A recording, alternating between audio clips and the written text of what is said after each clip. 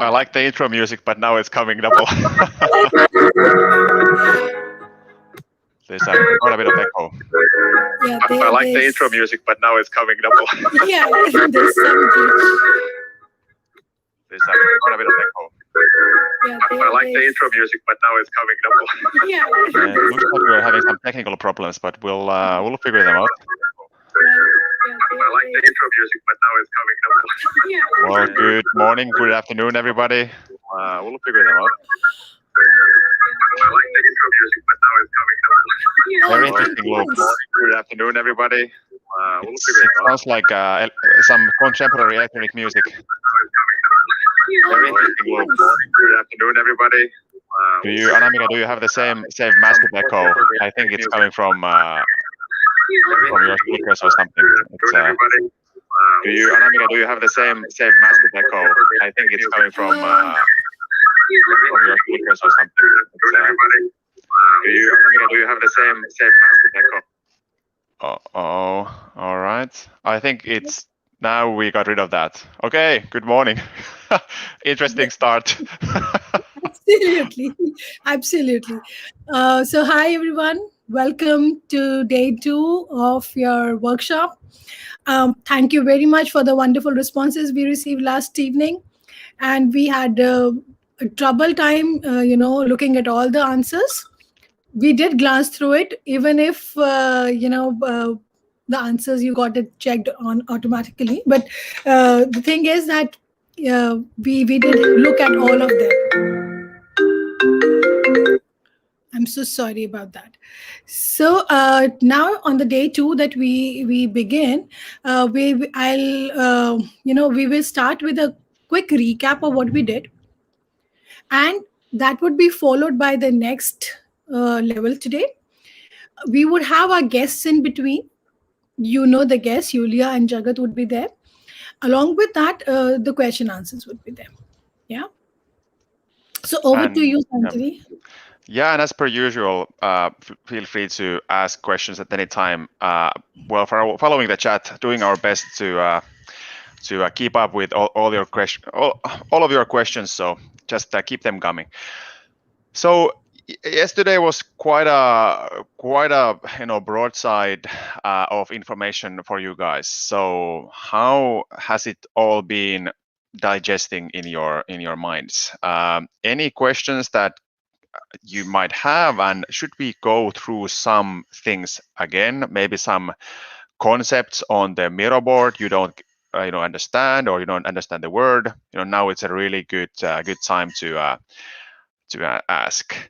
Very nice shirt. Thank you. Yeah, I actually, because I know that tiger is a big thing in India, and a lot of cultural and spiritual meanings for that. So I hope that it would be a good choice. Glad to hear. Little bit confusing, but understood. So what else can we? So it's like there's a first good question. So let's keep the questions coming. So what else can I expect from an investor beyond money? So that's actually a really good question. So I would say that in most cases, you should not only take money. So investors should bring in something else than money as well. So they should bring a valuable advice, valuable networks, valuable business opportunities, maybe access to more funding in the future. And of course, they should be, just a great people to work with in the first place. So really, I think it's 20 years from now, 30 years from now, it was a time when investors just brought money. And of course, when it comes to stock, listed companies, it's a different thing. But for a young startup, really look for investors that first they bring advice, they bring opportunities, ideas, help, support, and maybe even work on your project, and then money on top of that. So then there's another question about the difference between royalty and equity. So this was something that I think we discussed yesterday already. So royalty is a percentage of your revenue. Let's say with the Minecraft DDU business that we were doing. So we were licensing the Minecraft game from Mojang. So that meant that for every license we sold, we had to pay royalty for Mojang, and that was, a agreed percentage. Equity is a different thing. It's how much somebody owns about from the company. So meaning that who are the owners in your business. So these guys. So we talk about equity when we are, for example, investing in the company itself, meaning that maybe somebody through investing gets 10% of the company. Of course, at the beginning, the founders most likely own almost 100% or 100% of the company. So that's equity in the background. Anamika, did you have something that you Yeah, appeared? so yeah, so there's a question. Was Incubate also a startup initially? Yes, we still call ourselves a startup. Yeah, that's a good question. Yeah. Yeah. And by the way, I also have it's my current business is not a startup, at least not yet. It's a company that we are basically helping universities to growth hack, meaning that find alternative uses to find good students for them. So that's not a startup. It might become one day, but currently it's more like a side hustle. So what investors look, I guess the question is that what they look when they plan on investing. Well, that's something that I might actually bring up the board. So to remind you about certain things. So let's go here. So now I hope we can get the board up, so I can show you. So this is like now disclaimer after disclaimer for everything that we are discussing today, yesterday, tomorrow. It's always it's so situational. It's your business will be unique to every other business out there. So these what we are discussing here are generalizations about how things go, like very broad generalizations. So please look at these as more like a you know sort of a hints or just tools to help you to structure how things work, but how things will actually work for you, it most likely it's going to be different. So please keep that in mind. But now to answer your question about what the investors are looking at when they are investing, there can be cultural changes, but these comments come from Asia. And from the Asian culture, in like India, for example, trust is a massive thing. It's like there is trust or there is no trust. And if you don't have trust, you don't get investments. In Finland, it's a bit different because we have such a strong, legal system here that we can basically invest based on a contract, but that's not possible in most countries. So now you have to understand that really the key thing, especially in the early stage, is you and the trust you can build. So if the investors trust you, they like your idea, and everything, you have made a great impression and you feel trustworthy, then the investors are investing in you at the beginning, or you and your co-founders. So that's something that you need to understand, because as we discussed yesterday, ideas are something that they come and go, they get iterated, they get pivoted, companies change. But if an investor trusts you, they know that you will figure it out, that this might not be the winning idea, but you will figure it out because they trust you. So what we discussed here was that at the very early stage, when you are raising the very first funds, the investors are looking at you, the founder, and the founders, as the key investing point. Of course, the idea, of course, how well you have done your homework, all that is important, but the founder is the focal point. Now, when we move a bit further, we are looking at the team. Like, what type of team have you been able to construct and put together? And then can that team deliver the promise of your idea, of your business? So then it's because of course there's a limited amount of things we can do alone or just with a couple of people. So this when we move forward, the focus shifts to the team as a whole. And now then we were looking at the later stage investments as well. when the company is already established, it's less about one person. Of course, still the founder is super important. It's still the one building the trust to investors. But then the focal point shifts to more to the business, like how much revenue we are able to accumulate, and finally how the unit metrics works, meaning that okay, how much money can we make as a profit per each unit we sell, for example. So hope that answers your questions. But I think that for most of us, for me always, like the feedback I've been getting raising funds from Sweden, from Hong Kong, from United States, and always the feedback has been, we trust and we like you, so that's why we put money into your company. It's always that. So, and it doesn't matter if you fail, if you I've done bankruptcies, is my like one bankruptcy in my life. There was a Hong Kong investor that put 700,000 euros into the company, and it wasn't a success. But still, I went back to them. I discussed like how things went, what went wrong, what we can learn, what they can learn from our mistake, like what should they look when they look into investing to a next company. And all of that is that trust building that gives you those opportunities for investment. So I hope that answered your question. Long answer, I know. So what is a pivot? So pivot is something that, let's say, so from the Minecraft EDU story that I shared with you, the first idea was to build a training company. We were supposed to train teachers, but teachers didn't want to buy training. They wanted to buy Minecraft licenses. So we pivoted to selling Minecraft licenses as our main point. And then at some point, we also, in a way, pivoted from direct license sales to software as a service business model. So those were, I would say, from training to licenses, it's a big pivot. And from licenses to SaaS, like a SaaS model, it's more like a minor pivot, more like a business model change.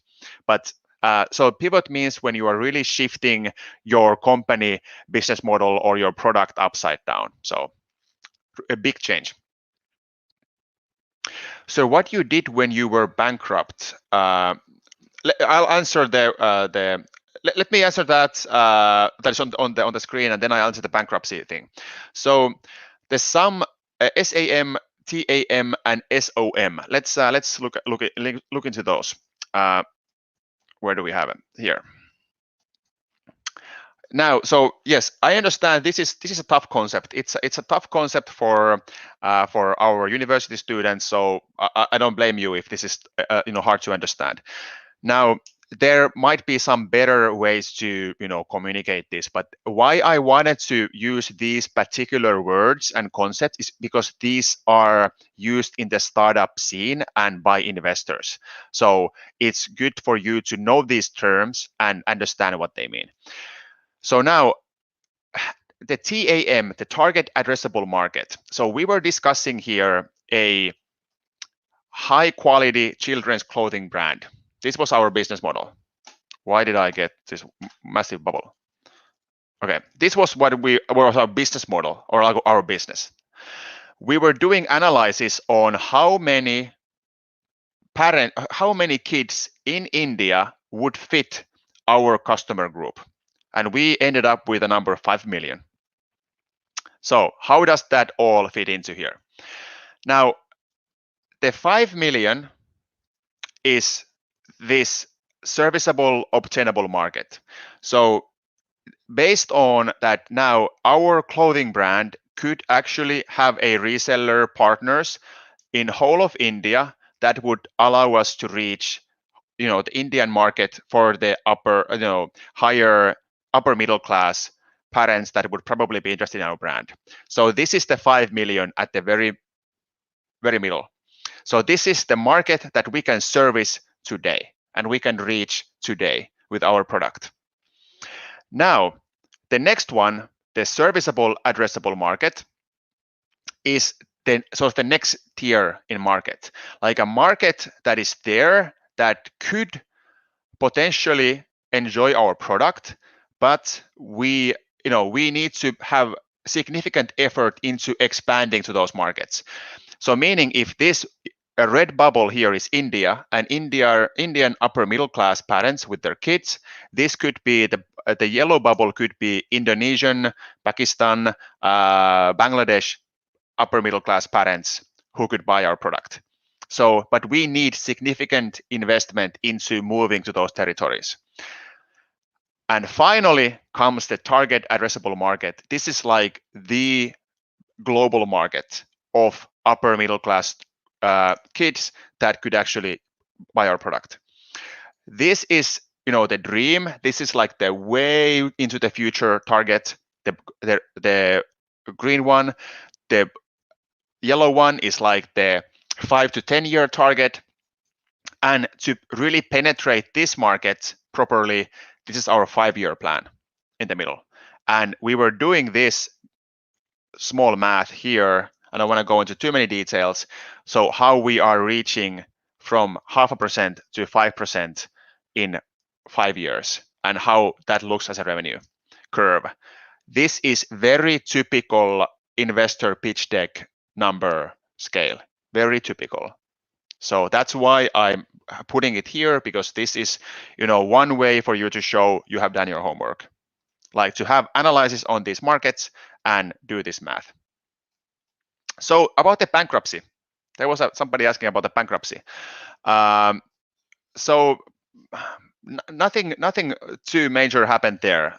So there are two ways to do bankruptcy. One is to really hit the wall with a train, which means that you have full team, you have a lot of debt, you have taxes unpaid, you have salaries unpaid, and you go bankruptcy. You go bankrupt. If you do that, most likely there are, trouble for you as well to cover, the salaries, cover the tax liabilities, things like that. So if you do the train model, if you hit the wall with a train, full speed, and do bankruptcy like that, it's most likely that you are going to be, paying some of those money, from your own pockets after that, at least in the Western culture. Now, then there's another option of doing a bankruptcy where, you realize that your business is not going to work. You start downscaling it, well in advance, and you try to adapt. Well, if you are not successful, you try to handle salaries and taxes as your first priorities in that order. Salaries are the most important, and then taxes are the second. It might change in a different culture. It might be that in India, taxes are the one you get in trouble with. In Finland and in Europe, you get into trouble if you don't pay salaries. Taxes are the next one. So if you have salaries and taxes dealt with, you have debt, fine. But debt is something that is risk. That if you loan somebody money, there is risk involved in that. So now that's okay if you do bankruptcy with debt on the company balance sheet. So that's fine. So my bankruptcy, the only one that I've done, is this better bankruptcy where the company was taken down in a peaceful manner and filed for bankruptcy. Of course, the debitors or the people borrowing the money and investors lost their money, but that's how business and how investing works. So that's unfortunate, but great experience. Great. So perhaps we can continue with this later. Yeah. The question and answers, and I'm inviting Julia. Hi, Julia. Hey. Hi everyone. Hi. Good morning. Thank you very much for coming here today. Yeah, my pleasure. My pleasure. Actually, currently in the park. I hope that I will have no disturbance. Right. No worries. No worries. Yeah. So to give you an introduction, Julia is a marketing, person and an independent consultant with marketing and user acquisition. She's your go-to person if you want to understand what brand awareness is about, what is a market strategy, how do you develop a network of influencers and agencies. So she's the go-to person for everything that is related to your marketing thing.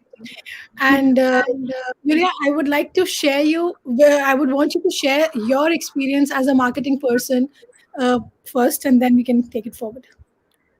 Yeah, sure. So, well, a lot of people, I want to answer here a few things like about the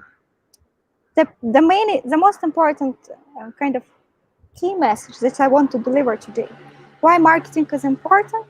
Why product marketing is important? Because we're speaking here about user acquisition. If we are taking kind of any IT segment or even any B2B segment, so I want to present here and explain this importance and the kind of the general normal pipeline that any IT company can follow.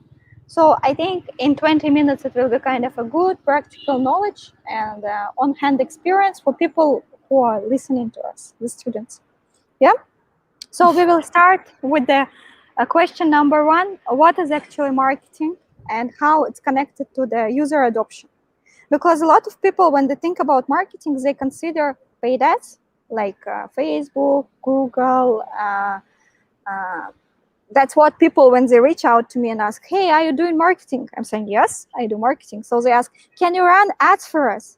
And I say, no, I don't work in paid ads. I really don't, it's not my segment what I do. I help you to increase the organic visibility, the right visibility to your customers. I can consider like SEM, search engine marketing, and as well SMM, social media marketing. It means like organic, like paid channels, like social media, Facebook, Instagram, as well the paid channels in search systems. But it's not my job. My job is actually to create a user journey where a user has the demand. It could be an internal demand. Sometimes user even doesn't know that your tool, or for example your product or your platform or anything can solve his problem. So user has some kind of queries and internal demand, and you shall reach out to this user. That's what I do. I create this user journey that helps, usually it's IT companies, to reach out the right audience and to see the product adoption. So the multiple channels, how I usually do that, and that what else, like that how the whole journey is going on, and that what I have to consider here, that it's organic. Organic is coming through the search engines. Organic is coming through social media as well as awareness. Organic is coming through content marketing. It could be a guest blog posting or something like that. So there are 3 organic channels which usually we're taking care of. And if you will take any tool to check out the market overview, share market, like the company which I used to work and I build my career, the maximum brand, like my personal brand exposure I received through SEMrush. SEMrush is a brand visibility online marketing platform. So it has a tool like traffic analytics where you can see any company, how do they receive in the traffic and what is their traffic sources. So the traffic sources, you will see that mostly is coming through search engine, through direct traffic, referral traffic, and then it's coming paid. Because otherwise you have to be something like Atlassian or any other really, really big company who spends as much investment in paid ads as much as they spend as they receive the traffic through search, direct, or referral traffic. So the other things that in user journey, we consider this organic search first because it's a long-term strategy. Long-term, it means that at least it takes 6 months to pick up. It's a not sprint, it's a marathon, but it will work for you even if you will after some time stop doing the exercise. Like for example, if you will set up the right SEO or right content strategy and you will create the great performant content where the users will find you or users will read you on the right platform and then they will cut, and you actually here create the interest to your product. The best way is to share in the expertise, and here where digital PR is coming. Digital PR, it's the channel that helps you to actually create kind of the visibility in the market when people are just reading your expertise, understanding that you know something what they don't know, and you know how to make their work better, how to make them more productive. And then they just start discovering the product which you are presenting. That's usually how it works. So, and additionally, once you have the first organic touch with the user, who's already has some kind of idea about your product, you are doing retargeting. That's a strategy which I follow for the last maybe 5 months in multiple companies, developer-centric companies, in the SaaS products, in a B2C segment, but where the customer, inexpensive segment, where it's not emotional buying, where you have to think before buying. It can be edtech, for example, because courses could be expensive. So the first, you're receiving organic visibility to your target audience. After it, you're going to retargeting, and again, keep following their journey and reminding them, providing the kind of triggers, the right offers, the last minute deals, and something like that. And that's how the user acquisition happens. That's how it works. Perfect. There's a question for you, Yulia. They said, in a startup, when do you think the marketing aspect should take shape? I think it should take shape from step 0. All right, right from the beginning. Right from the beginning, because a lot of startups, they usually think that marketing is a very expensive affair. And it's really expensive too, because usually people consider marketing as a paid channels. And of course, to deliver a great value in the paid channels, you shall have budget, because firstly, you are testing, you're finding the right message, then you optimize your ads. And it's expensive journey if you do that properly, because you can't do it in 2,000-3,000 rupees or in 10,000 rupees. It's just not possible. But organic visibility, the organic source, the kind of receiving the feedback from your customers or potential customers, even if you're on alpha testing and developing and building the product now yet, like your product is not yet released. I suggest to start with the marketing, because marketing helps also with the consumer reviews, with shaping your product well, with understanding where demand is, because I worked a lot with the startups and as a consultant, as a mentor and advisor, and the primary the primary mistake that a lot of unmature startup founders who just started and who never experienced before to start their own company, they have an idea. They think that idea is brilliant and it has amazing product market fit. And they put all their savings, all their efforts to building this product as per their feeling that this is the right market fit. And then the biggest disappointment is coming when they're analyzing and understanding that market, there is no demand for such service.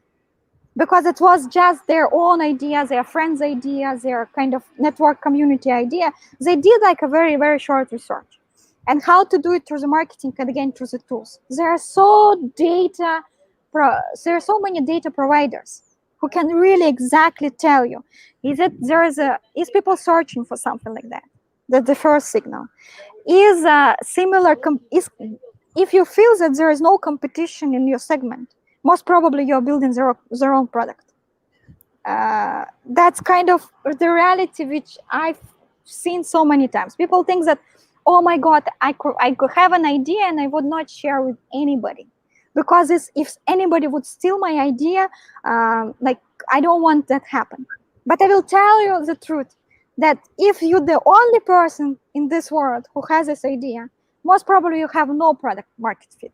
And they're all exercise, the all time which you're planning to spend building your own startup will become a waste. So don't be scared to share the ideas, and find if you see somebody competing with you. Analyze your competitors. Try to understand the top performing traffic sources. There is also multiple tools with helping you to understand how the user acquisition happens. What is their user acquisition strategy? Try to spend this time, and it's also marketing, to see what would work for you. And after it, on the 0 stage, on building the product, on testing, either hire a marketer, either understood marketing on your own, understood how Google works, understand how Google works. It's extremely important because search is a massive machine. Understand how even social media does not work as well as Google or Bing or any other search engine. So understand it and try to receive alpha testing customer reviews, potential customer reviews, to see, are you going to the right direction? It's also marketing. It's called more in the world as a product marketing. But I will say that it's kind of, for me, it's just normal marketing. Right. So the other question that I saw that was Supposingly, when the startups initiate, like you mentioned, that we focus more on the product, we don't think about the marketing initially. But if at all we have to start planning for a startup and a product, what is the estimated budget in terms of percentage one should keep aside for marketing? Is Depends there on the any? product. There is no bad wind. It depends on the product segment. I've seen SaaS companies, if you're speaking about SaaS segment, who used to spend approximately 60% of their budget on marketing. And there are multiple Indian SaaS-based companies who do that, because in India, developers are not that expensive as in anywhere in the world. And they usually build a very specific, very tiny product, and then they just do a very awesome marketing. And after it, I know the founder. I can't tell the name, but because most of the people I think know, he's Indian person. He's my good friend who just bought, I don't know, Bentley, I think, or some other fancy car. And his budget on marketing was 60% and 40% was product, because he has a very specific niche product which is helping people to improve sales pipeline. But it's very affordable. All companies would not think twice to buy it. And he just does multi-geo targeting, retargeting, SEO, and everything. And the company doing extremely great.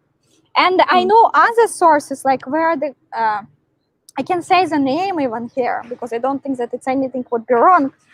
There is a developer-centric company which calls Postman.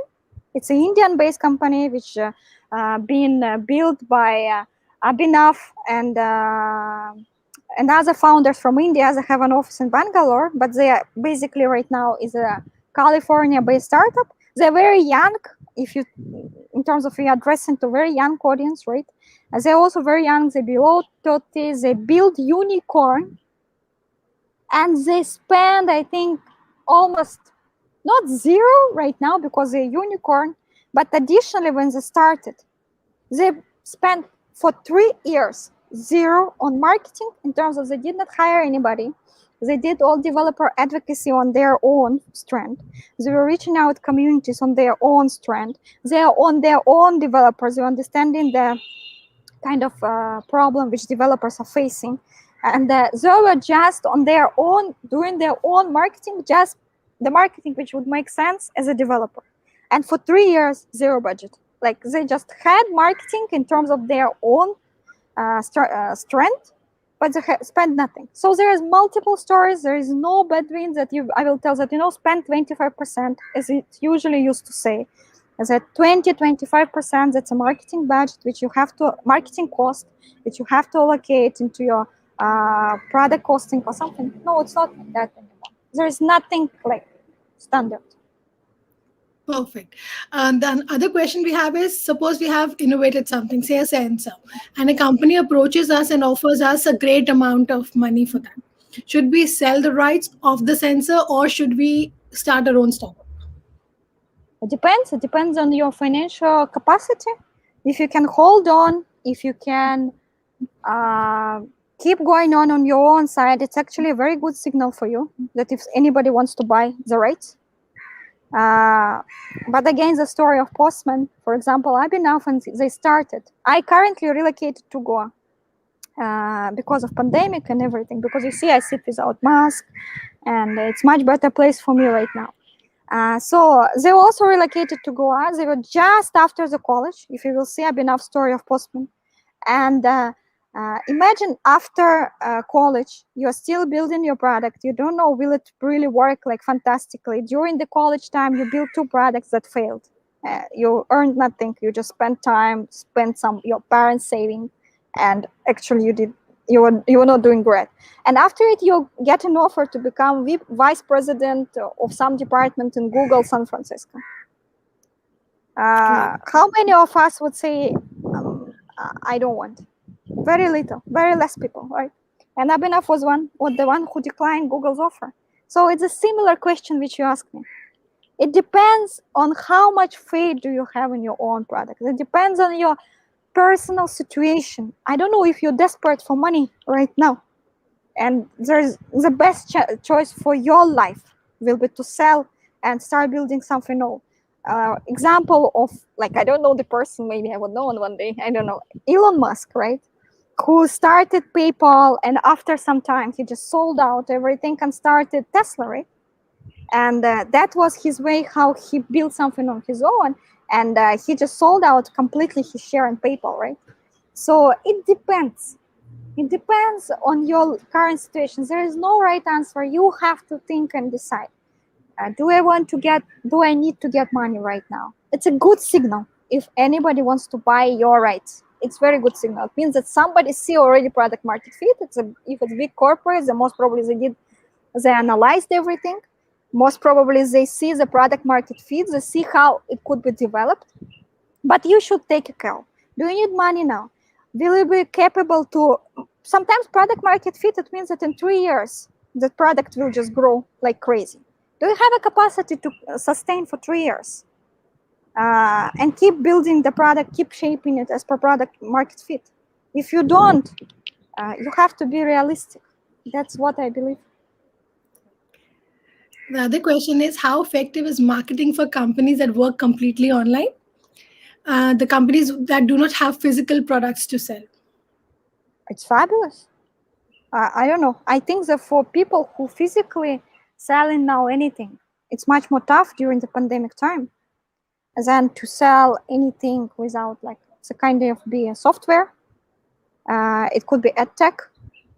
It could be a fintech. All these companies, which is recently, like, India is booming on unicorns and all these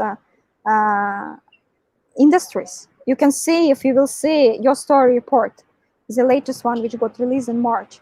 In the last 6 months, India received 16 unicorns, and 3 of them from EdTech. They have no physical product to sell, but they boomed during the pandemic because people start using more technology, right?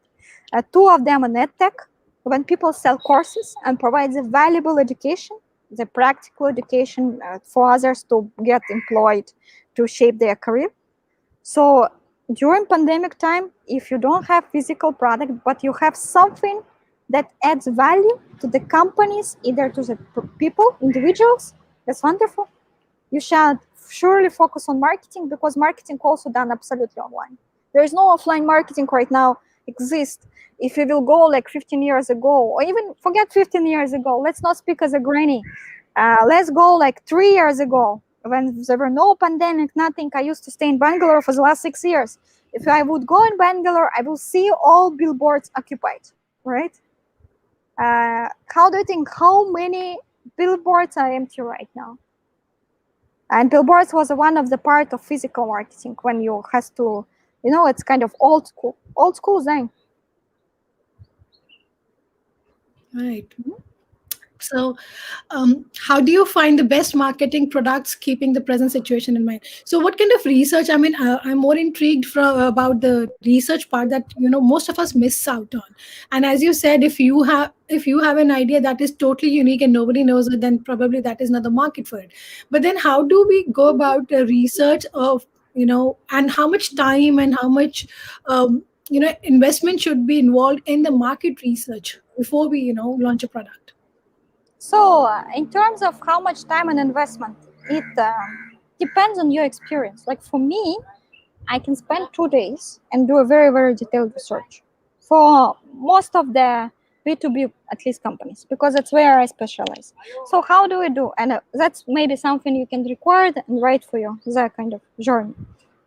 If you're going completely lean startup and if you don't want to spend anything, we're going to Google Keyword Planner. And in Google Keyword Planner, we see if there are a keyword volume. We identify the keywords, and which has some volume in Google. After it, you can go to tools like Ahrefs, SEMrush, SimilarWeb. First, I will suggest any Screaming Frog and any other SEO-related tools. For example, I will speak about SEMrush, just only for the reasons that I know the tool very well, because I used to work for the company. So you go to the keyword research tool, finding the related keywords. It automatically shows you the top domains that are ranking for these keywords on the top of Google. And after it, you already receive the list of websites who potentially compete with you. After it, no intelligence can do, like, AI or something can do the work for you. You just go one by one. Maybe you can pick up 20 one by one and see who has a similar idea what you want to do. After it, you identify, for example, 7 or 8 or something like maybe below 10. The companies who is doing similar stuff, it doesn't mean that they have to do exactly the same. But you can understand that the problem solving is having the same roots as what you are planning to solve. After it, you go into the traffic websites, which is similar web, is one of the most famous, and it has, I think, 10 queries for absolutely for free. You don't need to spend anything. You just go and put these websites and see what is the traffic sources. You can see what is the geo distribution. You can see the top landing pages which they have, where the majority of the traffic is coming. Then you can go also to the free version of SEMrush or Ahrefs, and you can see what kind of ads you're going to paid marketing tool, SEM tool, and you see what kind of ads do they run. You can click and save the copy of all the ads. So you don't need to create, in Russia we say, there is no use to build the cycle once again, it's already here. So you just get a copy of competitors who already spend money on it. You think, put your own logic sense, will it work for you, and see what kind of ads can you run also as well. So after it, when you see, you already know the keywords, which has a maximum volume. It means people are searching for it. You already see what domains, websites do you compete with. You already understand in this market from where traffic sources are coming, the geolocation, top landing page. So you analyze all of this and you can come up with a market research strategy. Like you already did market research, you can come up with a market strategy, how you're going ahead. So that's how I suggest to do. You can also spy social media and see what is the top performing content in terms of you have the product where you can see the massive social media as a traffic source to the website. So you can go to the Hootsuite, you can go to the BuzzSumo, you can go to any other tools and check what is the top performing content for your competitors. And once you see that, you also can build a social media strategy. I'm absolutely a person who loves to see the working strategies of other companies and do competitive intelligence. And after it, to use my own brain, to use my own creativity, to use my own experience, which I already have, and build something better. That's how I usually work. Right. So the other question that has come out is, what are traffic sources? Traffic sources, see, you have a website. And to the website shall come visitors, right? Visitors who are coming to your website is a traffic, right? So what is traffic sources? From where these visitors are landing to your website? Did they search on Google or Bing, because in the US it's still alive, or in Baidu in China, I don't know which geolocation is speaking. Did they search on search engine like Google and find your website? And they have come through the query. Did they click on any ad and had come to your website? Did they had come there because they read somewhere the guest blog post or any other community referred you? So it's referral traffic. Are you already known company who has a very strong name? Like, for example, for the association as where you think about competitive intelligence, similar web as SEMrush, Ahrefs coming on the top of the mind. Did they search in Google your direct name, your brand name? It's a direct traffic. So traffic sources is basically from where visitor is coming to your website. That's a traffic sources. Right. What type of company is Uber? Can you repeat your question? What type of company is Uber? Uber is a B2C segment. They have like majority what we know, because what is B2B? Business to business, right? When you sell to any other company. And Uber is B2C. And Uber runs, it's a mobile application. We were speaking about desktop version, but for mobile application also there are multiple companies who does the same. And the same strategy. They don't have Google, but they have App Store and Google Play Market, right? There's 2 other search engines there. So you can check through AppsFlyer, you can check through Branch, you can check through any multiple other tools, which is helping you also to rank on the top of this App Store or Google Market. So Uber is coming to this application development company, firstly. Secondly, it serves B2C because their customer could be anybody. It could be Yulia Slamova, it could be Anamika Sharma, it could be anybody. Because if you want to just receive, it's a service-based company because they provide service. They don't sell anything physical, what people was asking. So that's how I would identify. And Google and Uber also is kind of hiring marketplace, because the other side of their business, which we don't see as a customers, they need to hire drivers and ensure the drivers having the certain standard of their service. So that's their four models. Right. The other question is that when we start initially, is it okay that we can start marketing at a smaller individual level and then move on to attract, get a higher marketing team, or maybe, Absolutely. or we should have a marketing team before we start anything? No. I believe that you have to scale slowly, because if you will just push all your money into marketing, hire 20 people, have a huge expense, because salaries is expense, right? And you would not know, and nobody would know, and you have zero experience, you have zero background, and you don't know where to drive these marketers. That will be very difficult. But if you are, I don't know, you are a receiver, usually when people going for next funding round, it's all about sales and marketing expense. So I suggest, in general, if you're bootstrapped startup who just started, go with maybe one person who can help you, or do marketing on your own to know the market journey, to know the marketing journey and user acquisition journey on your own. You on your own shall understand the product market fit and how it works, and then scale. Never, never scale and then you have to size down. The size down is a very painful procedure. I would not suggest anybody to experience it. Right. This is a question that has been coming up very frequently. It's about, if we have a weak product, if the product that we have is weak, then what should be the investment? Should we start on the marketing, invest heavily on the marketing, or You we should should work on the product? you shall still spend something on the marketing, but your primary goal in the marketing would receive the real users' feedback to improve your product.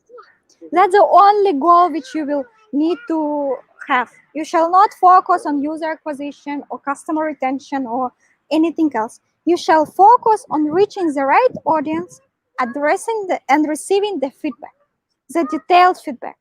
And sometimes it has a cost involved to receive the feedback, especially if your product weak. If people would not fall in love with your product immediately or after some time, sometimes you need to buy this feedback. Like you need to kind of do lead magnets for them to, I give you $10, you fill my survey or something. I'm giving you a very, very kind of obvious example. Sometimes it could be that you partner with somebody whom you pay with community, for example, and then write the survey for you. So I suggest still do this market part when you receive the real product, the potential real product users, the feedback, how to shape your product better. Right. What would be your go-to marketing strategy, your favorite one? See, like when we're doing any kind of a job, we do have a certain things which we find, I like doing this first and I know this is going to work better. So what are your go-to marketing strategies when you start on some new project? So firstly, I believe in competitive intelligence. I always spy on potential competitors and see what is in general, I'm a consultant, right? As a consultant, I see what kind of market do I have and how big company can grow. Because when company grows, your salary, your fees are growing. So I have a very straightforward logic. So I usually analyze the in general market overview, see what competitors do, understand where I can bring the value to the company and help them to reach success. After, when I have a competitive intelligence, I usually do a very, very small, tiny steps, which I think is the right, in terms of, if I see that the maximum traffic source is coming through search. So I will do something. I will hire a SEO person with whom I will work. I will do technical SEO setup. I will have a content plan. If I see the company who already doing extremely well, for example, that's what I specialized in different markets, but they want to enter to India because India is a huge market, right? So what I usually do, I analyze their own strategy, what help them to be successful in any other market. And after it, I'm trying to sell it. I, on my own, trying to sell. So first, competitive intelligence is a product market overview. And after it, I try to do 1 or 2 sales and see if I'm successful or no. And after when I do the sales itself, I help the sales happen, user acquisition happen, whatever it could be considered as sales, right? After it, I want to receive the review for my own satisfaction, to know that the product is really good. And after it, I think I'm happy to go on scale. Like scale, it means that to start focusing on all marketing aspects, including brand marketing. Right. So how do you reach out to the potential customers, the marketing, like, through marketing? The question is how to attract customers through marketing Do you mean for myself or do you mean for companies? for companies. For companies. How do I attract customers for companies? So, for example, I will give you the strategy which I do for one of my clients. I will not tell the name because we just start working. So the company is helping B2C, business to customers, to individuals, companies like e-commerce, like food delivery, and etc., to connect with influencers. And usually the pain that people have when they connect with bloggers or any other influencers, they just pay them money and afterwards they keep fingers crossed and hoping that it would work. And here's a model that people pay, it calls CPL, cost per lead. So you don't pay to the blogger just to post, you pay for the sales, which happens.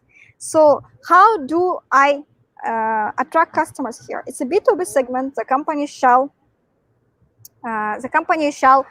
want to buy the service. There's a minimum ticket which they can't come with less budget for this. So I try to think first. I have a pretty rich network. I'm trying to reach out through my own network and see if anybody from my own network are interested in such service, and I'm explaining them the problem solution. Secondly, I'm focusing on PR because I'm absolutely PR person and I have a small PR agency which I'm running on the side.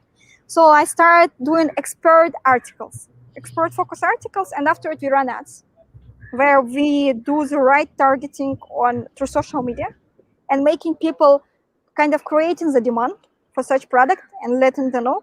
And the third thing which I do, for example, today, why you see me in the park, because I connected with a company with whom I think is absolutely the right fit. The company sells, it's e-commerce. And today for them, I was doing the shooting with a photographer. I was helping to do the photographer. And I was explaining that, like, I connect as an influencer because I have a pretty strong influencer, not very strong, but I have a small followers on Instagram. So I went through my own personal connection and told that, as an influencer, that's what I can do for you. But, you would never want to pay me money. So why you will not use this platform where that's how it would work. So I'm trying anything possible which is coming into my mind. And that's what I feel in general leads people into success. You shall keep trying. Something would drop, something would not drop. You shall stay on the top of technology. You shall understand what kind of services, tools, and everything else can help you to do a better marketing. And other thing which is extremely important, you shall keep trying. You shall not give up. Try everything. And I love this phrase, shameless PR and shameless marketing, because it's about me. Sometimes I'm really shameless. I reach out to anybody. At least in one day, I ask 5 people to help. But from other side, I also help people. If people reaching out to me, I understand that I can help. I always will do that. So that's kind of more about personality, but I think it works so far for the last 12 years. So far, it works well for me. You very fabulously put it across, Yulia, that we need to keep on trying, and these children are going to start their journeys, they must understand one thing, that everything that they have thought of, planned for, might not work, but something would certainly work. Yeah, and you won't know about it until unless you have give it in a try. And one more thought which I want to put here is that there is no mistakes, there is no failures. They do not exist. Just take it as an experience. And more So experience you would receive. And it's very important to analyze any experience which you're receiving. And that will lead you at the end of the day to success. There's a global movement called Fuck Up Nights. Sorry for using this word, but it's official brand name, where people are telling how their failures help them to achieve success. wow. And I feel it's a very normal human being journey. When you fail, you shall feel okay. I got my lesson. That's when I learn now. Now I will try to do this using some different strategy or utilizing this experience. That's very important. Keep trying. Never take failure as a failure, just a lesson, and just experience that you receive. Yeah, every failure teaches you so many things, and you never know that it might lead to something more also. Like, what next project that you're entering, that this experience might, be come handy there. So certainly there. Thank you very much for your time, Julia. It was a My pleasure pleasure. listening to you. Thanks My a pleasure. ton. Have a great day ahead, and thank you Yeah, for both, being here today on a Sunday. Thanks a ton. yeah, my pleasure. And I hope I delivered the value. All the You best with did. your entrepreneurial journey. Thanks a ton. Yeah, Thanks. thank you. Thank you. Bye bye. Hi. Hey, so once more, a lot of the things we have discussed during the, yesterday, about failures and, about, testing your product and all that. So I So hope this we was are a really valuable thing. reiterating everything. We reiterating it so that there is no scope of doubt left with anyone. Yeah. That this is how entrepreneurship works. So guys, we haven't, tell them what to say. And Anamika didn't know what I'm about to say. Like, we haven't cross-checked all our memos, so it's all coming from very genuine point of Yeah. view. Something that I actually wanted to share really quick, because I know that there were some people asking about it. So let me share you my screen. Because people were asking about analytics and all that. So let me show you how that actually looks like. I really try to. Yeah, Can I please, say something, please? please. Yeah. So there is something that I've been noticing in the chat. The questions go over and over again. So while Yulia was answering one of the questions, somebody was posting the same question over there. Yeah. So please listen. Your question might be framed in some other manner, but the questions are being answered, right? Yeah, so Yeah. we apologize that we can't answer, all the questions you might have, but we do our best. We do our best. So if I can get my screen up, because just I wanted to share you like how the back side of our website looks like. I really tried to change the language. So it's in Finnish, so sorry about that. Maybe you learned something, but just to give you an idea. So just a random site that I took up. There are the users. There are how many times they have visited, how many instantly disappear, like drop. They come in, they drop instantly, and how much an average person spends at the site. There are, where people are coming from. Let me see if I can actually highlight it a bit. So where people are coming from, you see the nations, you see what time of the day they are coming in and all that. And from here, you can actually see also, let me show you some stuff here. So you can see like from where they are coming in, like are they coming from organic sources? Are they coming from a different site? What are they doing? How many of them instantly get out? How many of them go to a different site inside our site? And what they are doing next and next and next. So for example, how this is interesting. Now, this is not the best example to do that, but let's say you are trying to sell a product. Let's say you are trying to sell a subscription for plant recognition neural net app. Let's say you are selling that or something else. So maybe there is the landing. People are coming from organic searches. They come from referral sites. They come from your social media, wherever. There are different sources. They land on your front page, most likely. Then they might be looking for more information, and then how many of them actually end up in the purchase made site or into the purchase page, and finally to buying the product. So it's really interesting data for you to follow, like, okay, how are these different steps converting? And if one step is not leading to another, why not? Because from here, we were discussing actually here the different strengths of signals, right? And we were also discussing like the virtual side. So from a random user online, how can we know how interested that person is about our product? So how we can understand the strength is when we look at how long the person has spent on our site, how interested in terms of minutes and time and exploration the person has been.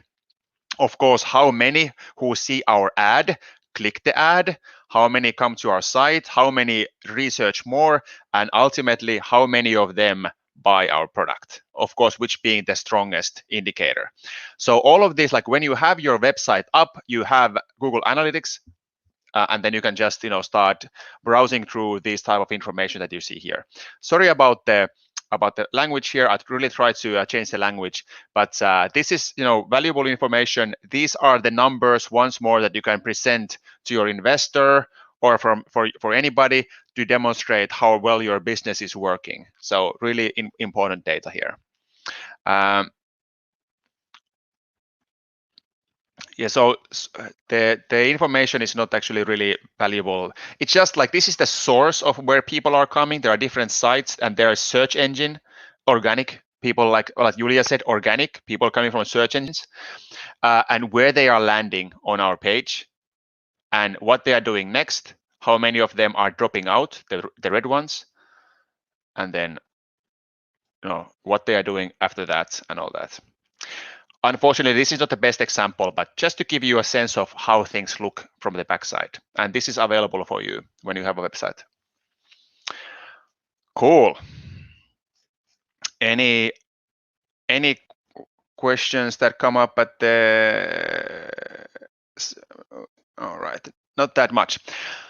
Okay, but hey, next step. How do we create a pitch that makes sense? Now, to begin with, all of this that we have discussed here, I would say most importantly, understanding these, the signals of if people are actually interested in our product and our service, understanding the market, understanding the business opportunity, and of course, understanding what do we actually need? Which stage are we? What do we need? Do we need money? Do we need help? Do we need hands? And all of this connects. This is the homework. This is all the homework. And now when we have done the homework, it's time to start presenting the idea. All right. I collected some information here for you to browse, and we're going to make a pitch together. So hopefully that's something, a good way for you to be interactive with me. We'll put the pitch together, and then hopefully this structure there on the Miro board will then help you to, create your own pitch whenever the time comes. Just looking at the chat as well. So now let's stick with our fancy, sustainable, high-quality children clothing, business model. So we are a business who is creating children clothing. I understand that you might have different ideas, but we are using a very standard model called NBAC. So NABC pitching. It's like the standard model of all pitching. And now, of course, there are a lot of fancy ways, I'm sure, out there to pitch, like construct a pitch in a different way. But especially if you are not a professional presenter just yet, at least, I would recommend keeping it simple and use a format that already works. I've been following like at Slush. So Slush is one of the world's biggest startup events. A lot of people are pitching there, and I've been following people to do their pitching, and 90%, even the winners, use this structure, the NBAC. Or NABC actually. Sorry about saying it the wrong way. Anyways, but so there's a lot of resources out there, and it's a really solid way of doing this. And one extra benefit of it, like using the same model that a lot of people, of course, with your own flavors, but using the same structure, is that if you think about the investor, for example, if you are pitching to an investor who is like, this is you are the 15th pitch, and then the investor is there like, how many more, and then they are probably listening to you in maybe 1 or 2 moments at the very start. Do they think that it's interesting from the start? And also, if they do think that, maybe they listen to your numbers and have you done your homework, and then that's it, and they make their notes. So it's good that your structure is following a structure that they are familiar with, so they know when to listen to you in a way. So this is just some, very practical stuff, practical advice that, I've been pitching a lot in different events to different people, and really, this is the default, basic, very good way of doing it. You don't need anything more fancy than this. When you get super good at pitching, do whatever you feel like works the best. But start with this. Now, today we are doing 3 minute, like average ballpark 3 minute pitching. 3 minutes is not a very long time, so you need to be very efficient. But I would say, as an entrepreneur, as somebody who is looking to pitch, in every moment that you get, like every opportunity that you have with somebody who you think that should know about your product, you should be ready for a concept, or like for a context, like a specific way of pitching. What I mean with that is, like, do you have a pitch that works when you just walk in a corridor on a conference and the important person walks past to you, and you can say, hey, by the way, sir or ma'am, I like your speech. I'm Santeri. I come from there, and I have this idea in a couple sentences. So you need to have that, so you can just quickly pitch in an elevator, literally in an elevator or on a corridor. So you can just reach the people as fast as at a very fast pace. Just to exchange cards, imprint your face to their brain, things like that. So get to know these people. So that's one very important pitch that you should have. Then, of course, you should have this 3 minute pitch, and then obviously, when you go to a meeting, maybe with a potential investor or business partner, then it comes down to really going into detail about the market, about the business, and all that. So that's a separate thing. Now, naturally, all this we cannot push into 3 minutes. That's needless to say. But we need to pick like what's essential and put it there. So what is a pitch? So pitch is sort of a sales talk, like a sales talk. So let me say, for example, have you changed to a vegan diet and you are looking for alternatives for yogurt? Well, here's a soy-based yogurt. It tastes great. It's nutritious. Healthy snack for you. An alternative. It's only €1. That's maybe a silly example, but that's a sales pitch. I was trying to sort of sell you an alternative for your yogurt needs. So that's a pitch. Not a good one, but it's a pitch.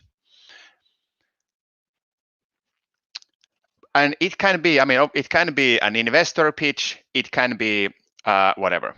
But now let's start from some basic ideas. I actually have a presentation. I'll bring it up soon, just to give you a bit of background about how to make a good one. And this is a book, how to make, making Made to Stick is the book's name. You can find it online. A really good presentation book. But it mentions these six different sort of concepts that make a good pitch, or it makes a good presentation. And of course, you need to understand that people are simple. Maybe you have spent weeks, years thinking about your product, thinking about your business. People may be hearing it the first time, so they don't have the capacity to understand the deep ideas you have. They have the capacity to understand what they experience around them, and can the idea provide value to them. So something very simple. For example, if I am a vegan and I don't want to eat yogurt because it's milk based, it's an animal based product, then it's pretty simple. It's a soy yogurt. It's animal free. Okay, it's very simple. I eat yogurt, so I understand that it's something that you eat. It's once more a silly example, but you have to understand that people have a super limited capacity to understand things, especially on the go, like quickly like this. And this applies to the smartest people out there. So if an investor, for example, is not an expert in specifically what you are doing, you need to just make it super simple. Well, unexpected means that it's like something that people wouldn't have guessed. So something that I liked, I did a lot back in the days when I was like a 10 years an entrepreneur, and I was asked to present in conferences, and I went up there on the stage and I said, "Hi, I'm Santeri. I'm the CEO of Teacher Gaming, and I haven't done a single day of honest work in my life, because honest work is you go 8 a.m. to the office and you leave at 4. Well, honest work. And that caught people by a surprise, and it made them laugh, and made me interesting. So something unexpected like this can help you to deliver your story. Of course, humor is a challenging topic, so consider your options there. But unexpected is something that you can use as a icebreaker, so to speak. Simple and concrete are, of course, very close to each other. So people struggle with abstract things. Even the smartest people struggle with abstract things that are not really well connected to their experience zone around them. So try to make the value proposition, what your product is doing, what your idea is, very concrete. Numbers help a lot with making things, especially business opportunities, concrete. So don't paint the sky with there is a huge global market. I don't care. What is the size? What is the size of the market in terms of dollars or rupees? That makes it concrete. Now, credible is, that's all this. From your first words, of course, your presentation skills help with being credible. But now really, when it comes to a deep conversation, like a due diligence, where your plans are really, you are going through your plans very carefully with a potential investor or co-founder or somebody else, then how well you have done your homework is really essential. And that creates credibility. Market research creates credibility. Understanding your market segments, having done market research, doing test marketing, doing pilot tests with your customers, showing that you can create a team, showing that you can do market analysis, showing that you can build business, in terms of planning and all that. It's all adds to the credibility. This is something that when time passes, you work hard, you build the credibility. It might be something that you lack at the beginning, but it builds up when you work. And of course, a lot of investors, other people are expecting you to be extremely credible. So it is something that you need to work hard to achieve. So now the last two, are also very well connected. So emotions are something that make people understand and at the same time sort of experience something and connect with something.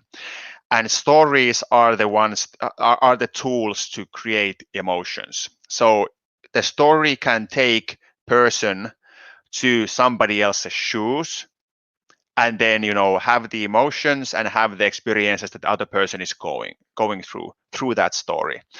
So I cannot address enough that the story and leading with a story is very important. So now let's say if I was pitching you this this soy-based yogurt, it could be that, hey, this is a soy-based yogurt, no milk. Great. Well, maybe the story approach would be that, have you ever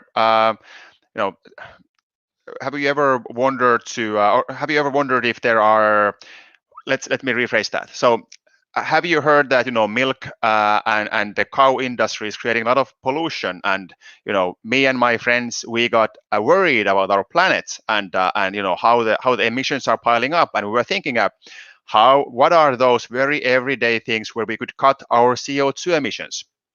Well, we came up with an alternative for milk-based yogurt, which is this one.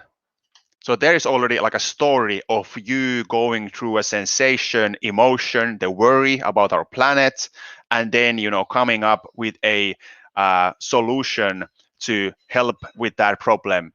Maybe a tiny bit, but still. That's leading with a story.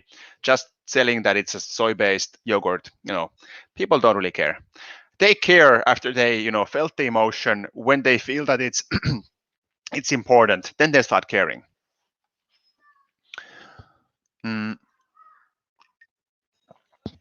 All right. So hope hope these basic. But can you please explain emotional and stories part again? Okay. Well, this is the most important part. So absolutely. So stories and emotion are interconnected. Now, people remember better, and they can experience and they can sort of feel the meaning and the point of what you are trying to make if you can wake up an emotion. So for example, with the story, a story is a vehicle that you can lead somebody to basically experience something, to have those emotions. So what I was trying to do with this was that if I would just say that this is a plant-based yogurt, it doesn't wake up any emotions. It's like, okay, it's a plant-based yogurt. So what? But let's say that in our surrounding, we are talking about a lot about global warming, sustainability, all that. That alone creates emotions in us. So maybe a story about you being worried about the planet, trying to come up with alternatives for milk that is more CO2 intensive, and you came up with an idea of a soy-based yogurt, is already something that you take the person to the story that you have gone through, and hope that that person can also feel the worry to the planet and understand the impact you are making through your story. So that's that's the important part. Like, it's like everywhere people remember stories. People don't really, I mean, some people remember facts really well, but really things that we remember are good stories. And if you think about, humanity has stored information before book printing, so the first internet, so the printing press. Before that, we had stories, and we basically storaged and basically hold information and passed it to over the generations as stories. So our brains are really built to remember and use stories. So use our very building block of our brain, use that to your advantage. Tell stories that then tell a story about value that you are building. Let's come back to that like in a moment, but hope that was a reiteration that helped you to understand. So yeah, this is actually an organic soy-based milk-free yogurt. So I'm a vegetarian, so that's why I try to avoid all plant animal-based products. But that's just my view on the world. I know I'm not selling you that. But let's start with this. Actually, these two are different way. Now, my idea for the pitching workshop is that we create a pitch together for the sustainable, high-quality children clothing brand that we are building. This is our business model. This is our business idea for this workshop. Now, whenever you are building pitches, you can use these 4 slides as a foundation for you to start building the pitch. And now let's go through each of these, what these could include, how the actual slide could look like, and what would we say there, and and go step by step. So hopefully it would build a good guide. So you would have this, then you would have these slides available to you when you are building your own pitching. So hopefully that would be helpful. Small break. That's fine. Anamika, do you have, before we go, because this is intensive. What we are starting now is going to be intensive. So I'm happy to make some coffee and come back in 5 minutes if people want to get a glass of water or visit the loo at this moment. That's okay by me. If people are happy, if we start in 5 minutes, so it's now 11:52 my time, so it's 2:22 your time PM. So if we start in 5 minutes, let's take a quick break.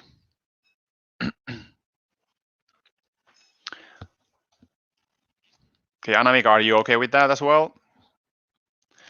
So I'll just jump out to make a cup of coffee, and then I come back in a couple of minutes.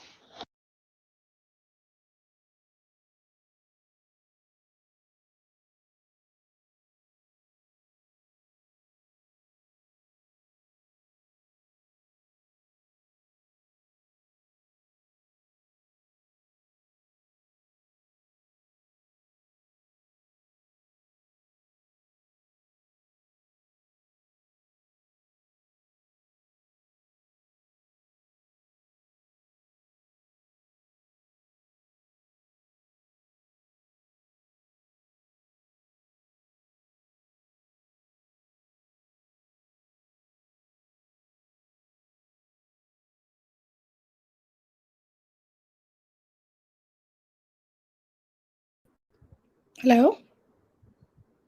Hello, yeah, I'm here. We are taking Yeah. a small break. All right. Cool. Yeah, and also my son is making funny noises when he's eating, so everybody can experience that. Yeah. We can, of course.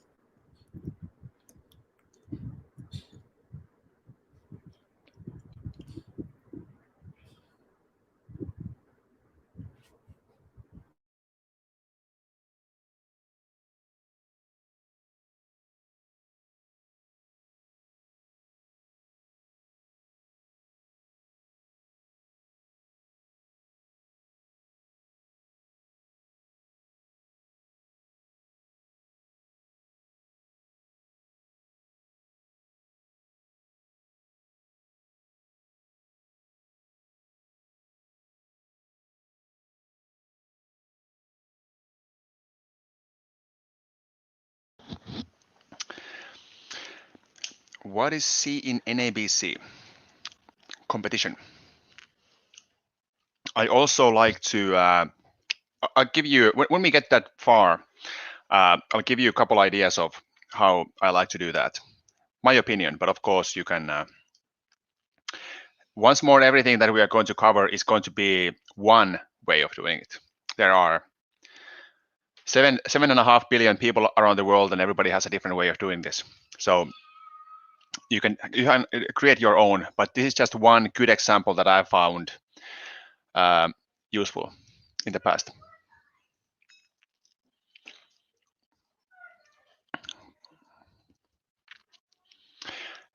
So while we are having a small break, do people still have problems with the Miro link? Has everybody been able to access that? I've been trying to approve every request and all that.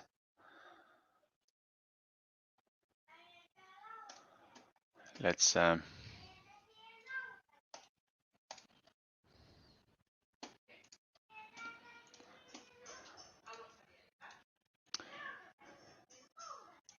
for some reason, this should not ask for any permissions. It should just work directly for you.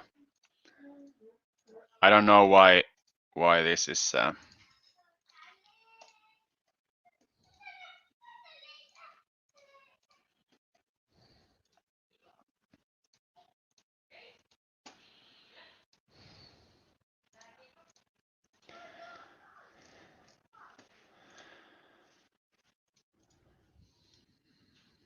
Okay, not everybody is able. I wonder what's the. So one thing is that I will just create like a new board and then basically copy everything there and create like a new one. So there might be some limitations here. But what we will do is that we will just get you a massive PDF and we'll share this on your WhatsApp groups as a PDF. So you will get all this. So don't worry if you are not able to access this right now, we will find a way.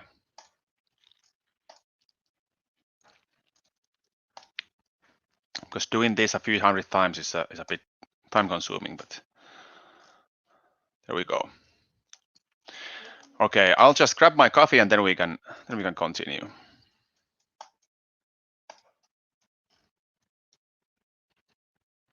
Ask for signing in. Okay, it should not be. It should be a public link. Anamika can probably post it, but now we'll share this as a PDF with all the information. So if you are not able to access this now, don't worry. We'll get it for you. Yeah, I'll share it in the WhatsApp group as well as the Telegram group. We'll do that. Yes.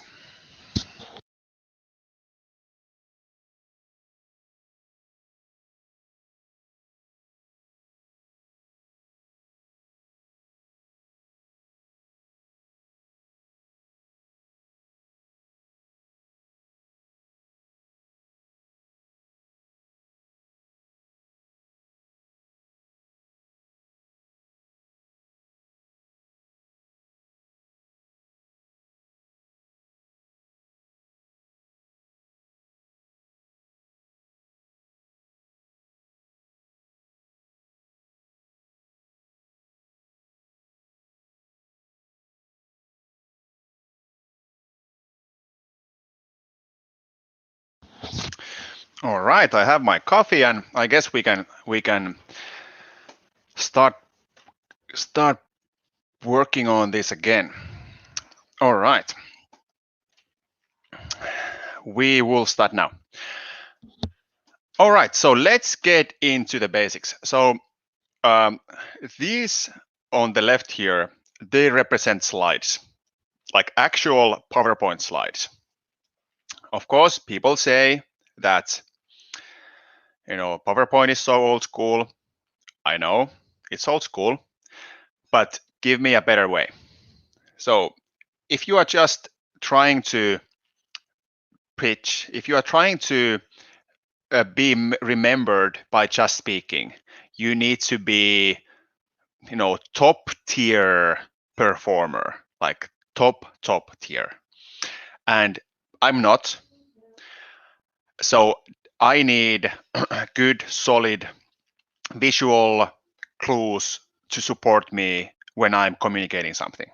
So however you are doing it, there are other PowerPoints, other similar visual presentation methods out there. PowerPoint is not the only one. We are using Miro here. So feel free to use whatever you want, but definitely PowerPoint is a good tool, and any visual help you can have is a good idea. Now, there are some practical things that I will demonstrate while we are working here. But now, let's talk first about the need here. So really, we start with why is this, what is the problem? I'll zoom in a moment. So let's put in need. What is the problem? Why is this necessary? Why this exists? Oops. And things like that. So what's the customer need? What is the customer need? Some hint questions. And why is it important? All right, some support questions. The thing is that need typically is couple sentences. So it's very quick. So this is typically very quick. It's just the intro to basically go into the into the story, basically the beginning of the story. And now I would challenge you on the chat to come up with a story of why is high quality, sustainable, high quality children clothing necessary. What is the problem here? Why this business exists? There are many businesses like this out there. What is the story behind our sustainable high quality children clothing?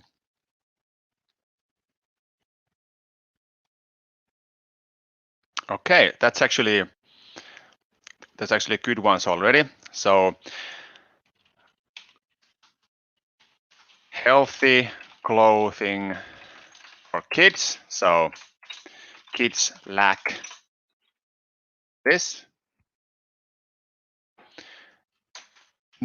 New standard for comfort.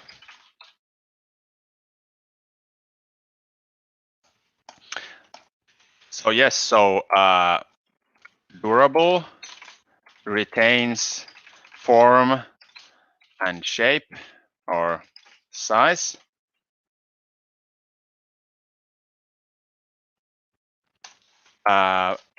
No worry about skin problems. The environment is of course important. Good for the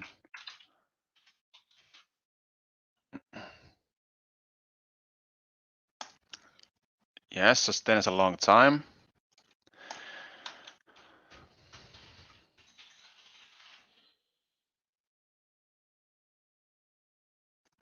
They are cheaper, might be in the long run. Cheaper, well, let's put second-hand opportunities. Lasts so long. So it's cheaper for the next user to give relief to children. I mean,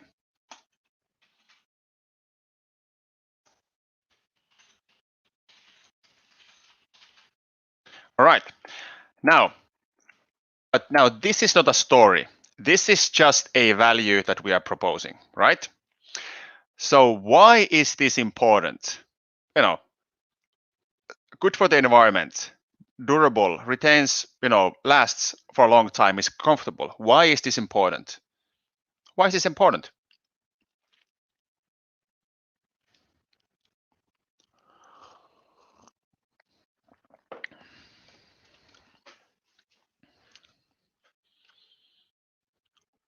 Why is all of this so environment friendly? So why is environmental friendliness important? To save nature. Yes, okay.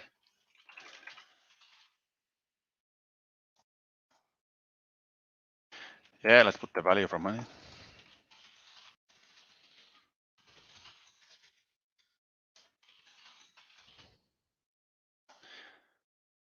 Saving our environment, yes. Saving resources. resource wisdom.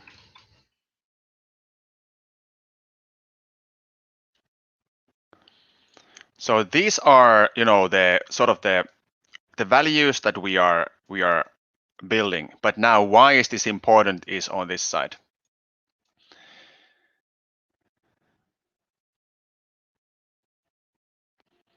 Yeah, clean nature.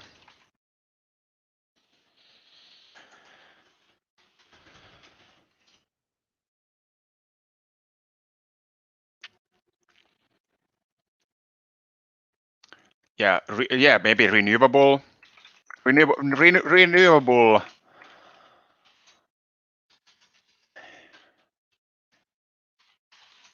I don't even know how to spell that. All right. Great. Now, okay, how do we write this into a story? Now, we could say that, okay, current clothing industry is creating heavy pollution, poor labor conditions.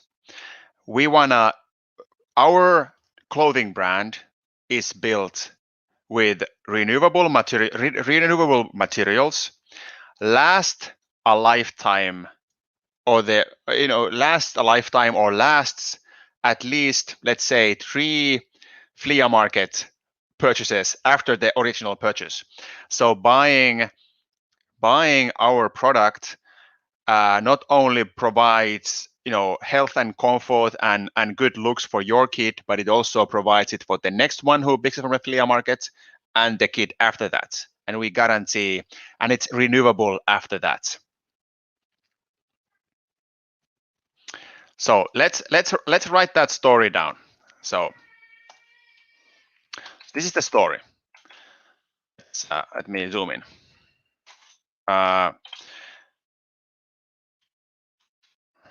Textile. All right, interesting. Textile industry is creating a lot of waste plus bad working conditions. We create healthy clothes from renewable or recycled materials that provide health and comfort for your kid, but also the next from flea market and the next. But now, one more thing, how to make this personal. How to make this personal? I mean, now it's, but who's interested? Who is interested about this? Who is interested in this story? Who would be the person that we tell this? Like, is it an investor? Is the investor a mother? Or maybe the investor has a kid, or maybe a grandchildren, or maybe it is the customer who we are telling the story. Who is interested in this? Parents?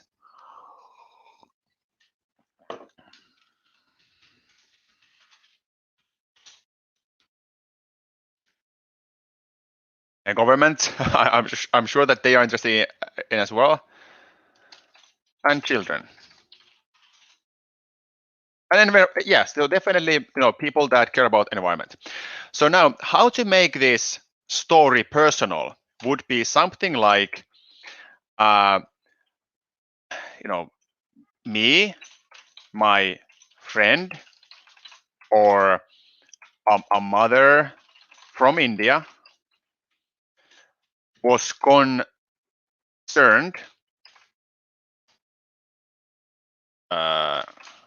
I'm my spelling skills are getting, luckily the computer is helping.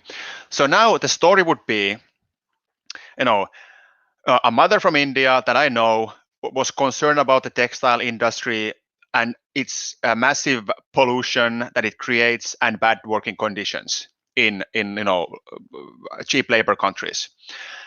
we are creating a healthy clothes from renewable and recycled materials that provide health and comfort for your child, but not only for your child.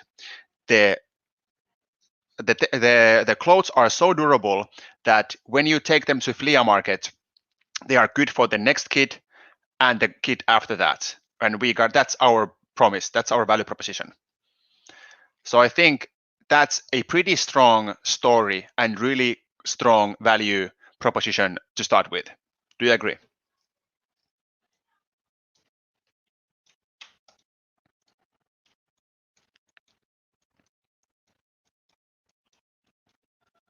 Oops. So that's our story. And this is sort of the background stuff that we did. Yeah, and definitely the key decision maker here would be the parent, picking up it from the store. So now it would be interesting, like, where can we convey this message? Is it social media? Is it on our website? Needless to say, really, this picture here is better than our story. Just a happy kid with nice looking clothes. And many people online, they want to see this, the happy kid wearing fancy clothes, and they might go for that. But for anybody else who wants to know a bit more, I mean, when you want to build that ownership, that investment into your brand, this is the story behind it.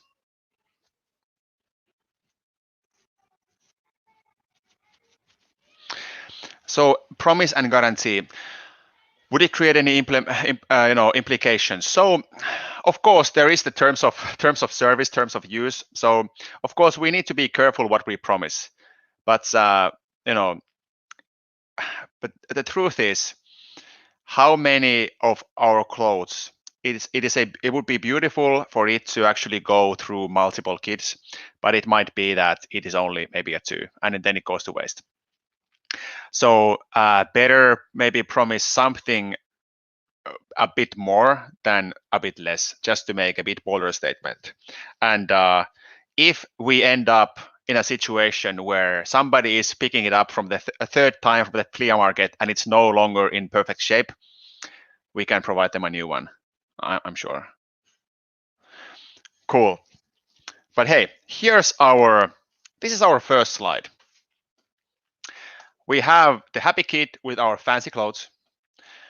We have the story, exactly what we are going to be telling them, and that's about it. Very personal, interesting, with an interesting promise. I think that this flea market promise actually is a pretty unexpected. Like, these are people that we don't even make money from, but our clothes in the circulation being used over and over again is a really unexpected promise from a textile industry player. So I think this is pretty cool. Maybe even there are some opportunities for, maybe re-dyeing the cloth or something else. So something that would allow the third in line who is buying our product from the flea market could actually get it refurbished or re-dyed. We're pretty cool. So let's move to the next one. Now we have our need covered. So the approach. Now the approach is more about all the small details. Like, this is like where we are going into the value proposition in more detail. So what's approach? Trying to write fast makes me hit a lot of wrong buttons. What is innovative in our product?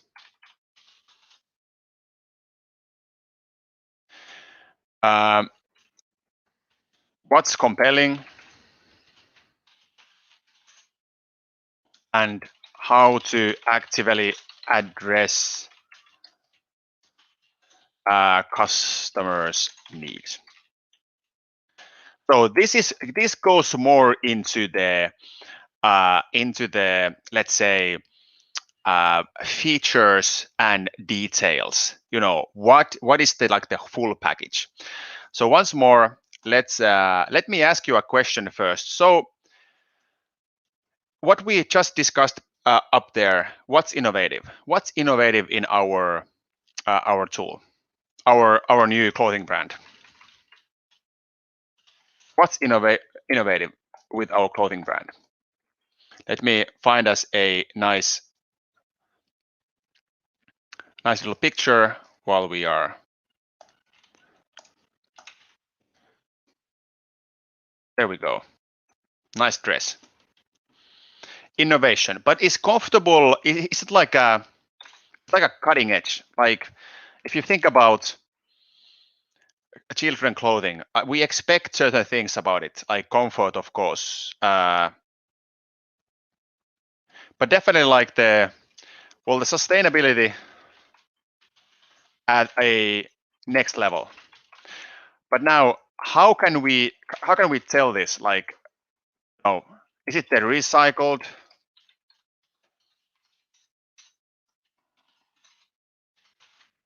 Is it maybe, when we discussed about the flea market, is there some sort of a refurbishing service? Like, can we sort of refurbish our skin friendly? All right, so yes, so like an allergy, like a sensitive, like, yeah, I don't know how to put that. Cheaper for a long run. Oh yes. All natural, or I mean, if it's all recycled plastic, then it might not. But 100% cotton is, by the way, nowadays it's not that good. There are better materials. Let me actually get you one. So flax, for example, flax is a better, more sustainable. Styles and comfort. And although I'm pushing you to think about some of the the background, innovation, but at the same time, of course, how things look like, how the dress looks like, it's very important. We know that people look at the dress, they make this needs to look good in order to people to buy. The innovation alone doesn't cut the sort of the purchase. Yes, stains easily removable. Yeah. So these are some of our features that are part of our innovation. But can we talk about the customer a bit more? So we know that the key decision maker, like somebody put out really well, we know that it's the parent, the upper middle class, eco-aware parent that wants to do small things in their everyday life. So what are we? How do we describe our customer? Changes color in sunlight. That's really pretty cool. Don't catch fire easily. That's also fire safety clothes.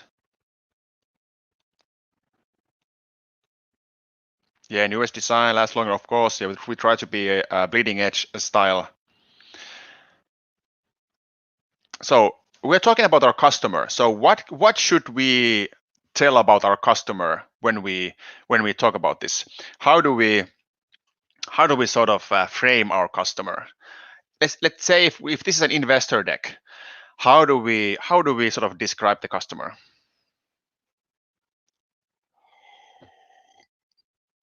Yes, the upper middle class, and and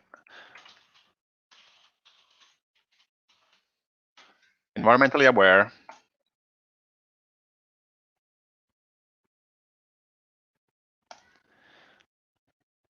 Top of the pyramid. Well, up there, I guess. somebody concerned environment, concerned mother. About what? Concerned about what?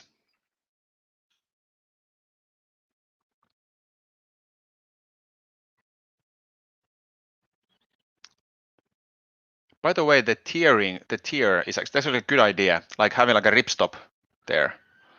That's actually a really good idea. Ripstop. Trying to follow the fashion lovers. Wants to look cool. Quality oriented. Okay. And concern child health and planet health. And maybe one thing, flea market, frequent visitor. This is something that people do in terms of environmental awareness. So okay, so now talking about the approach.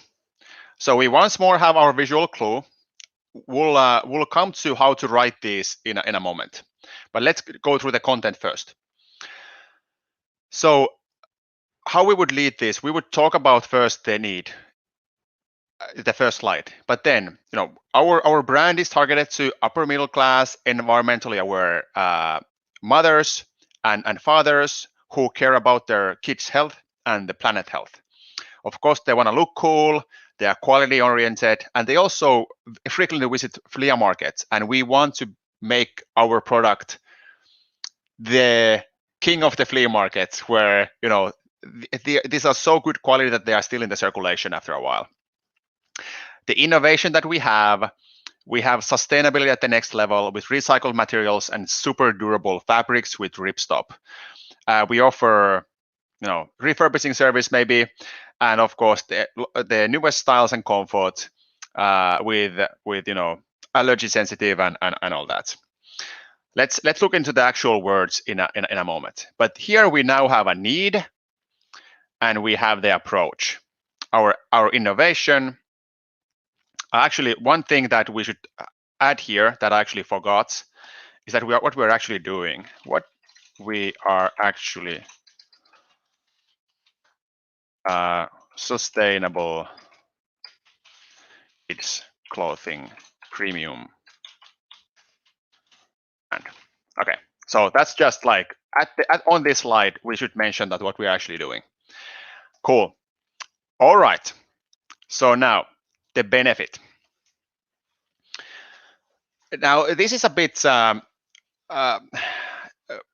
There's a lot of stuff that we can put in here, and we can also look into benefits from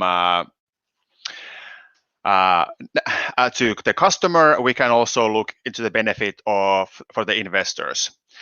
Now, in here, we are already at our approach. We are talking about the value add that this provides to the customer. So in this particular example, we could now talk here about the benefit. And now, based on the homework we have been doing over here, what do you think would be interesting for the investor?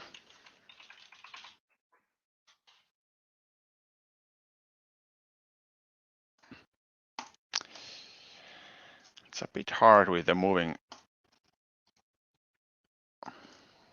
What do you think that the investor is interested in?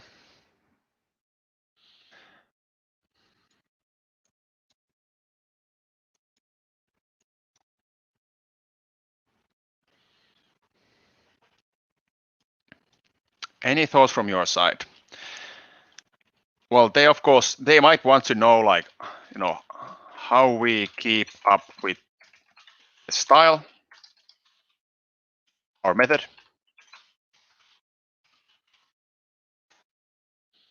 Profit, yes, money. Market, yeah, bull market, good one. So macro market.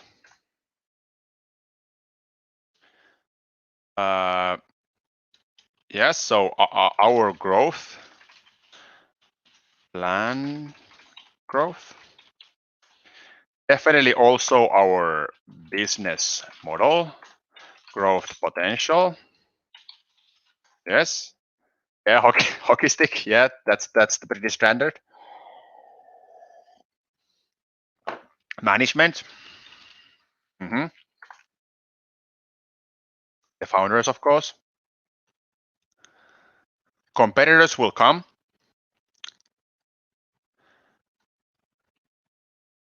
Yes, so cost structure, but also where do we get materials and other important stuff. Yeah. History, yeah. Good one as well. Yeah, the trend, maybe trends in the business. So macro market, with macro, we are talking about, well, the general term for macro market is like how the global economy is going, which direction, like inflation, GDP growth, debt ratios, things like this. But what I meant with macro market here is like, how is the market, like the whole clothing business, how is it doing, and what's happening there? So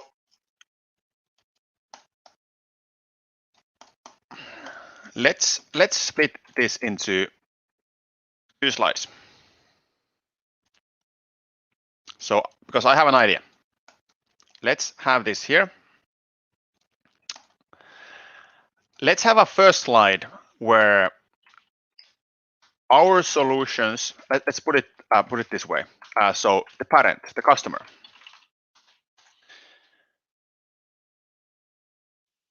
Our solutions eco impact.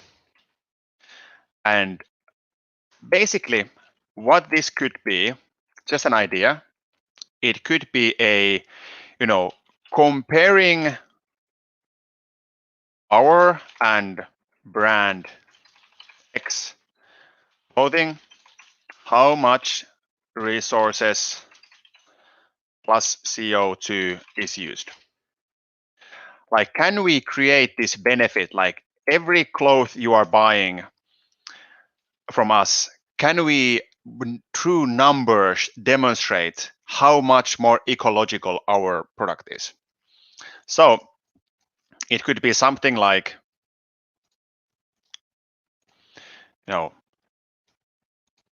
standard kids clothing brand CO2 per piece.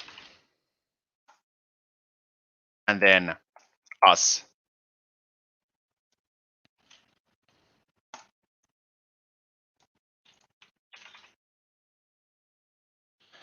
Our CO2 per piece.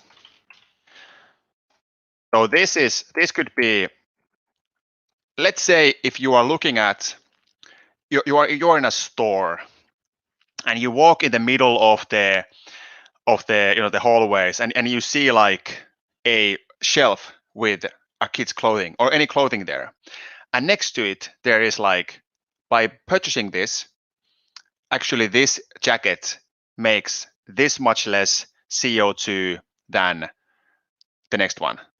And it could be, I mean, if it's a strong brand, if it's a nice looking cloth, it's a pretty strong argument nowadays. So we can have here like 1,000 grams. It might be much more, and here it's like 100 grams. Anyways, so this would be like a customer benefit in its core. You buy a shirt, you buy X or you buy Y, but this is the benefit in the background. You make impact with every choice. All right. So this is just one idea. But now let's go into the investor side. So now for investor,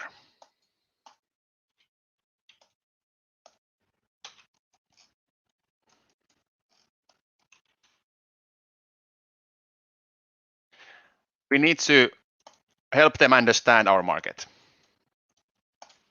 Our market overview. Then we need to make them understand our business model.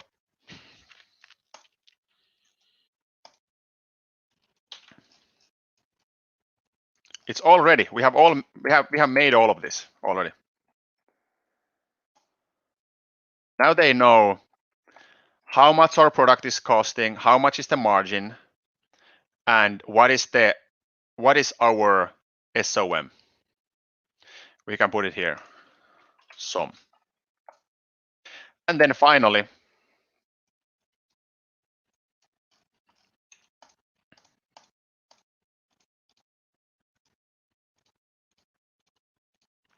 okay, now it drops the, here we go.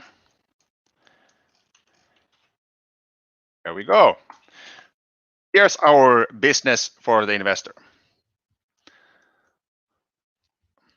So now on the investor side, we understand the market, we understand our metrics in it, and we understand our 5-year plan. Now, maybe one thing that we should add for the investor more, depending on how much time we have, you can already see need is just a starting point. Quick glimpse. Approach, a bit more elaborate. But here we are finally, with the benefit, we are going to the details of our business. So maybe we are now looking at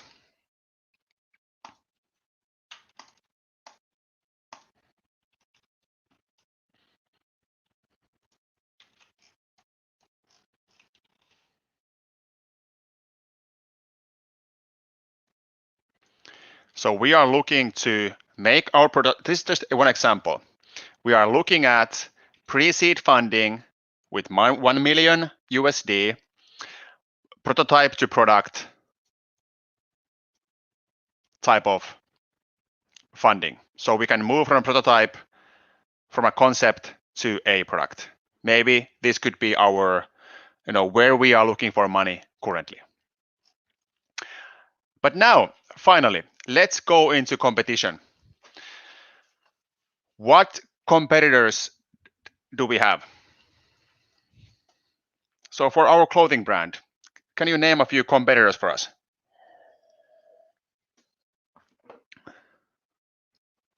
Yes, so we don't have a brand name because we could come up with a brand name. But let's can you name a few competitors for our business, for our high quality kids clothing brand, sustainable kids clothing brand? Forever 21. So Lilliput, I guess, is one.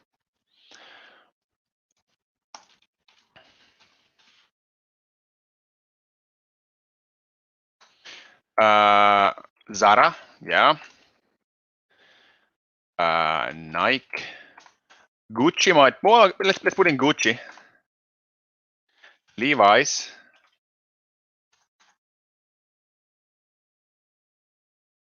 Benetton. Zara, Gap.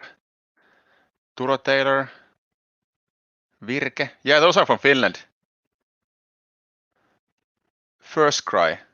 What is that? H&M. Nanso is also Finnish. Yeah, Adidas. Maybe we could put there. But we have, yeah, CK. And there's many more. Yeah, there's many more. All right, great. Good ones. All right.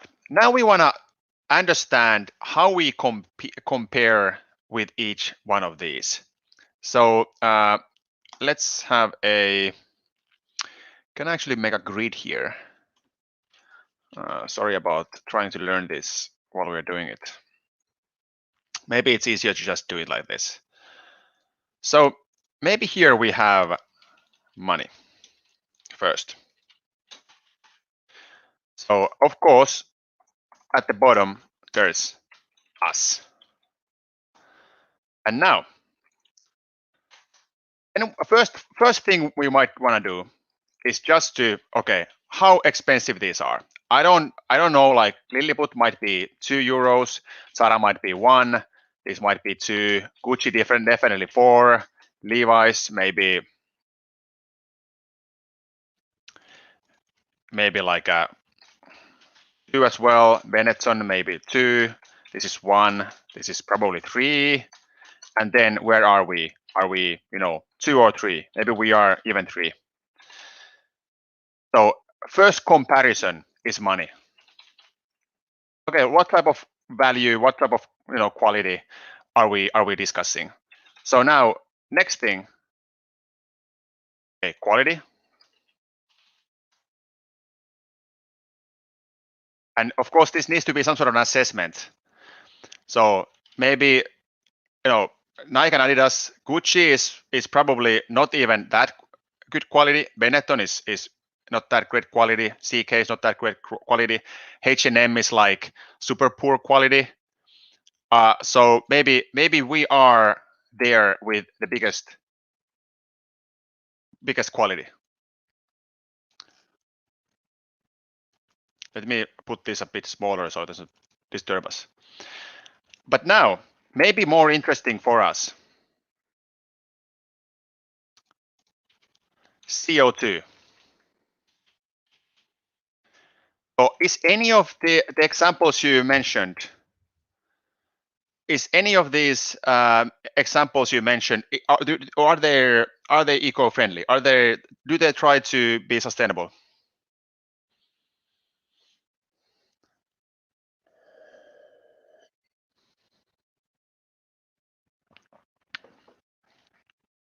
Yeah, I don't think that these are all. So we can put in like a lot, crazy amount. Gucci might be less because they are so expensive. Benetton is massive. H&M is like, you should see their factories. And then it's us. Super eco-friendly. So this is like the way for the investor or anybody to look into how you compare. Of course, for this business that we are looking at, once more it comes down to, is it fancy? Does it look good? Does it look modern? Is it compelling? All that. Yes, people make their purchase choices when it comes to clothes with just brand name and visuals in most cases. But if we are trying to build that brand name, we need a story that sticks, something that we are doing different. And here we are looking at the quality and the CO2, for example, being our really big advantage, and building the brand name around that could be a really good way of getting our message out there. You don't need to feel bad about buying anything, but of course we can make our choices. Of course, matter. Like what companies are producing is based on our customer behavior. So if we can make better choices, that's amazing.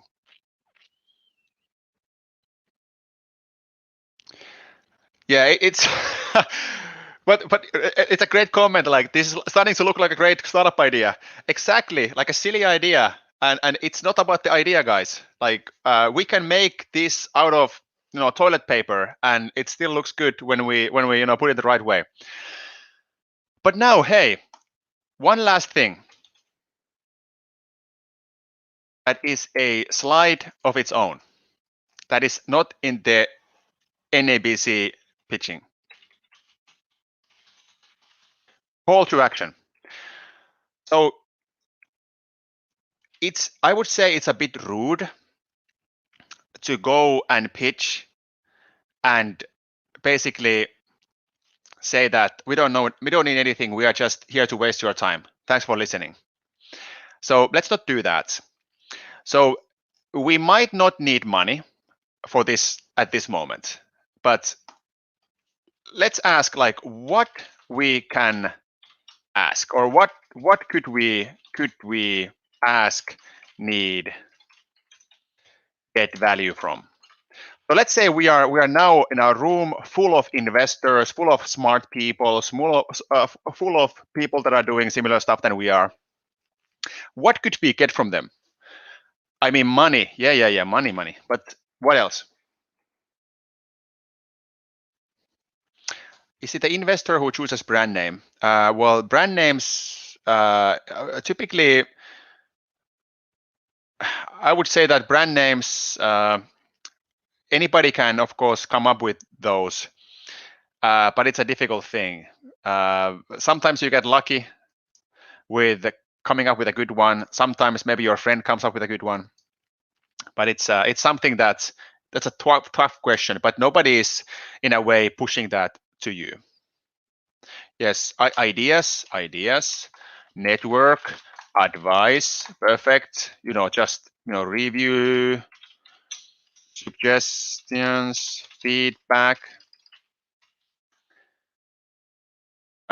just commitment, support in any way, marketing. What did you have? Product test. So many things. Yes, just criticism, constructive criticism. Great one. Yes. Yeah, guidance. Yes, partnerships. Yeah, any shortcomings we might have, just confidence, just practice.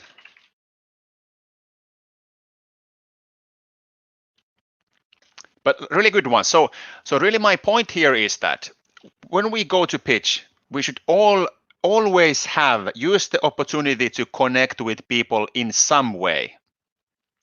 It might be money, but if you do not currently look for funding, it can be just, hey, we are looking at, great people to, get networked, get advice from. We are looking for advisors.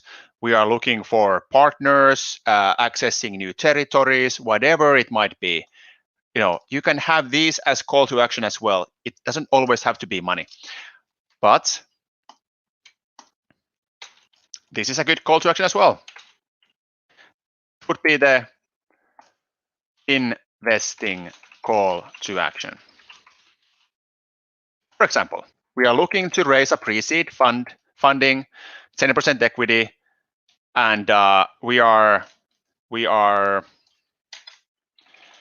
piloting a product. For example, we need 100,000 euros. We are offering 10% equity, and our valuation 1 million USD.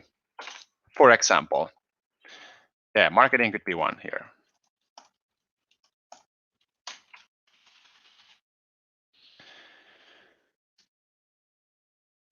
How do we know how much CO2 we have produced? So there are some calculators about what each material is costing to produce. So of course, for this business, what we are thinking about here, we can do that. Of course, how much our office is producing CO2, how much energy we are using. We can have those, and then we can figure out like what type of sources our energy is coming from. Is it renewable or is it fossil fuels? So we can calculate our total CO2. It's possible. I mean, the data is not always there, but in Europe already it's like everywhere. You need to get access. Like if you are sold something, you need to know what's the CO2 impact. It's like getting out there. Yeah, pre-seed is basic family round. Not necessarily. Depends on your family if they have money, but it can be something else. It all depends. For example, like where you are, how good things look like, what type of money you need, how much this how much credibility do you have? So there are a lot of options. But all right, now we have the visuals, we have the nice looking kid, the product, the benefits for the customer, business analysis for the investor, the benefits or like more like where we are with the business, a bit of background, comparison to other products, and then here we have the call to action. One thing I would probably add is team, who we are. All right, it could be a separate slide. Now, couple practical advices for writing and creating a presentation. Here, practical advice. Story. Yeah, that's very practical. Like we have here, it's a story. Now, then clean slides. Do not put in too much text. Use all the text you put in. What this means is that if you have like a wall of text on the slides, now during the challenges that we are going to be doing after today, like for tomorrow, or like for your assignment, yes, it's it's easier to communicate. In order to communicate, yes, you need to have text on the slides quite a bit. But if you are presenting your work similarly to what I'm doing here, try to use as little text as possible. And if you use text, read every single word what you are using there, because people's attention can only be in one place. Either they are listening to you or they are reading your slides. And if they are reading your slides, you are disturbing them by talking. And and if they are trying to listen to you and their mind wants to read, they cannot follow you. So to my point, use minimum text on your slides. Try to communicate with words, with pictures, and with numbers. And if you have a sentence or two, then please read those out loud. Then groups of 3. What this means is that even in politics, if you follow politicians talking, they tend to give 3 arguments about each thing. Maximum of 3. And 3 is a really good number. Do not use more than 3. 1 might be a bit too vague. It's not a proper argument if you only have like one, fact to defend it. So 3 is something that very often happens, that you have 3 features, you have 3 benefits, you have 3, arguments why this is great. You have 3 customer groups, whatever. Groups of 3 are good. It might be sometimes that, of course, we have one single business idea. We might have one single product line. We might have one single group of users. That's fine. But when we come with maybe value that this provides, it's either 1 or it's 3. It's like a 3 is a really good group. It's a really good number for you to list features and other arguments that you are building your pitch from.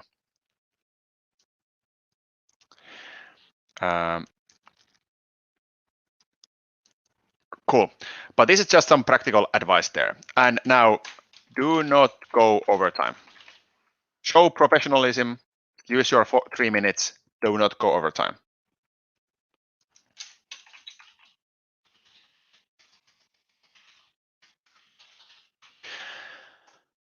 Okay, but let's see if I could pitch this for you. Let's take a timer. 3 minutes, right? Just an example. It's not going to be a perfect example, but just an example. Okay, I have a timer here. You can also watch watch your clock. I try to be as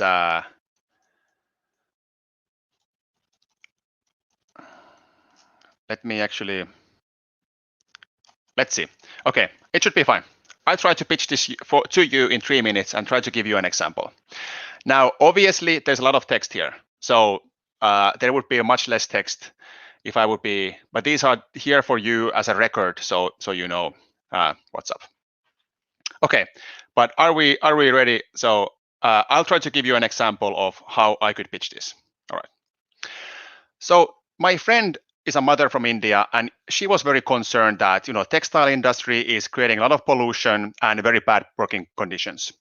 We created a healthy clothes brand from renewable and recycled materials to provide health and comfort for your kid. But also, we plan on having a product that is not only for you, it's for the next on the flea market and the next, and maybe even the next. So we are a sustainable clothing brand for kids.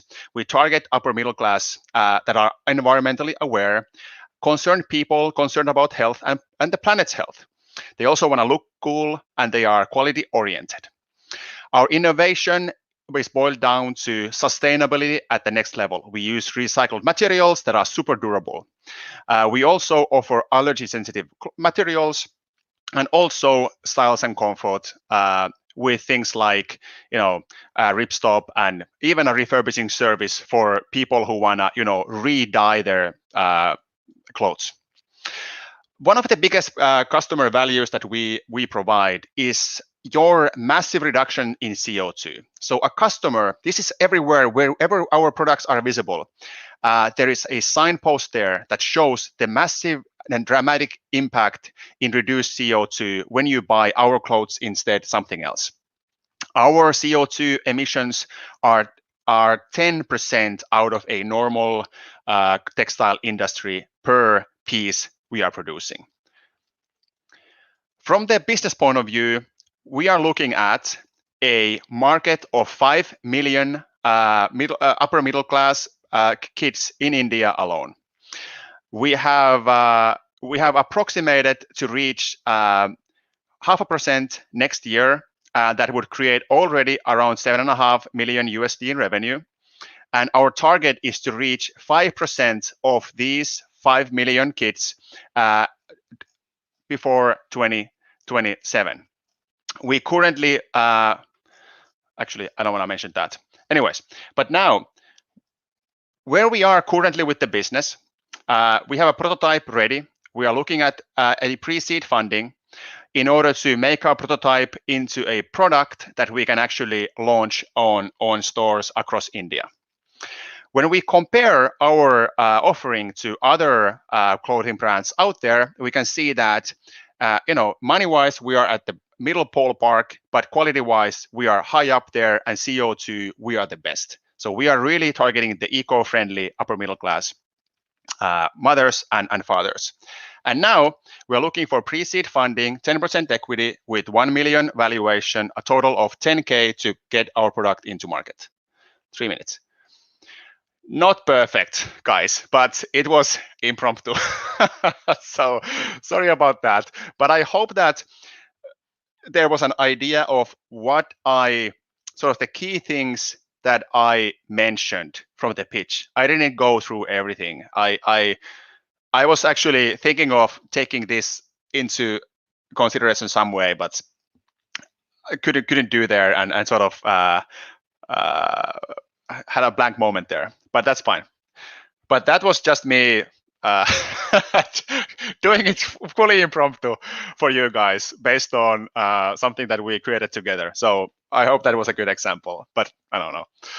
Anyways, that was because as a teacher, I try to put myself into the line as well, because I think that's exciting for me and hopefully for you as well. Anyways, now thanks for the great comments. I appreciate your positive response, and it's always let's do this another time, maybe live next time. So okay, but as a recap here, hopefully these slides that we now have here provide you some meat around the bones, how to construct a pitch. Once more, not the only way. You do not need to include all of these into your pitches, but it's just one example. Take whatever you see best.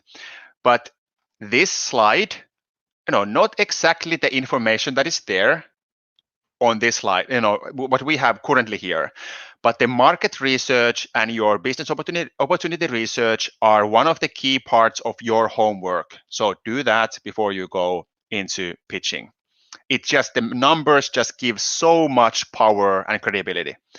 And the other thing is, of course, the comparison. So people can they can see where you sit in the big picture. So please use things like this. These give concrete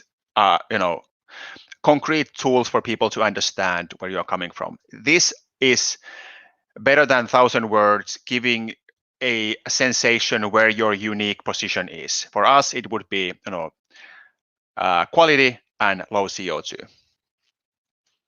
And of course, remember to have like a call to action.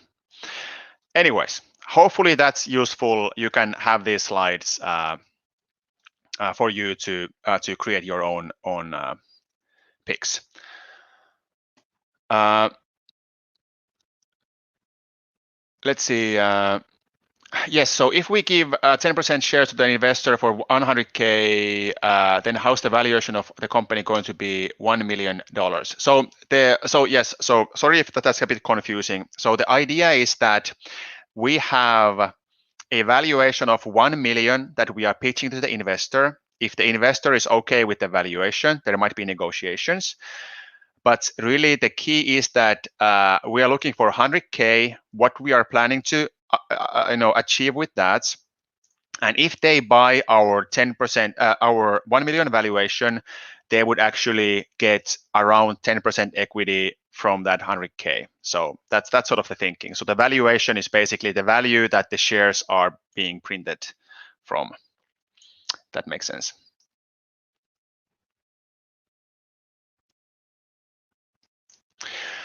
If you are not currently a good competitor, so I mean, I would think that the narrative, the story changes. That how can you become a great competitor?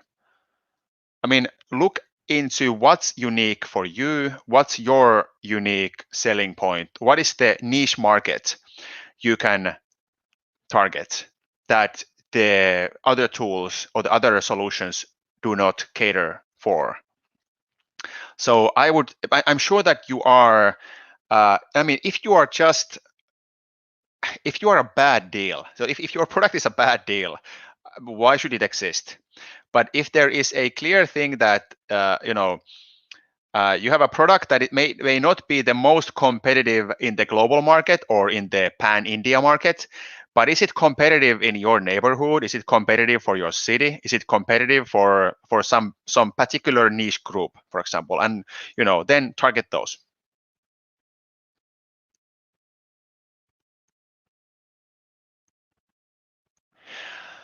Yes, so yeah, that's a really good question. So the valuation is kind of imaginary. Yes, so like all of this here that we discussed, this is just a hypothesis. This is just a guess.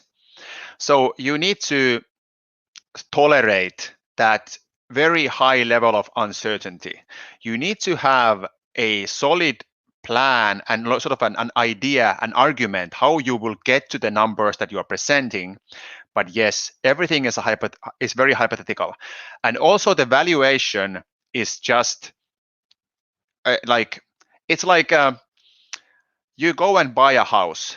What is the real value of the house? No one really knows. It's like it's the value is what the market, what it sells for. That's the value. So in a way, if you say that 3 million is your company valuation and people are okay, that's a good valuation, and they buy it, then the valuation is 3 million.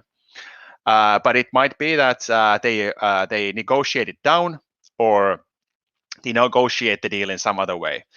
Of course, I don't want to suggest that anybody should sell their company with a low valuation, because it hurts you in the long run, because you need to have the flexibility to raise more funds. But at the same time, if you have like a ridiculous valuation and people actually buy that, and you need to do a down round, those are hard to negotiate. So it's easier to keep the valuation as it is or move it up a bit step by step, than negotiate first, like have a 20 million valuation and all of a sudden have a 5 million valuation. It's going to be a really hard negotiation after that. So what if the estimations are what if the estimations aren't correct? That happens. Try to make a good guess. My estimations have been wrong many times, but at the same time, I've been right quite a few times. Yeah.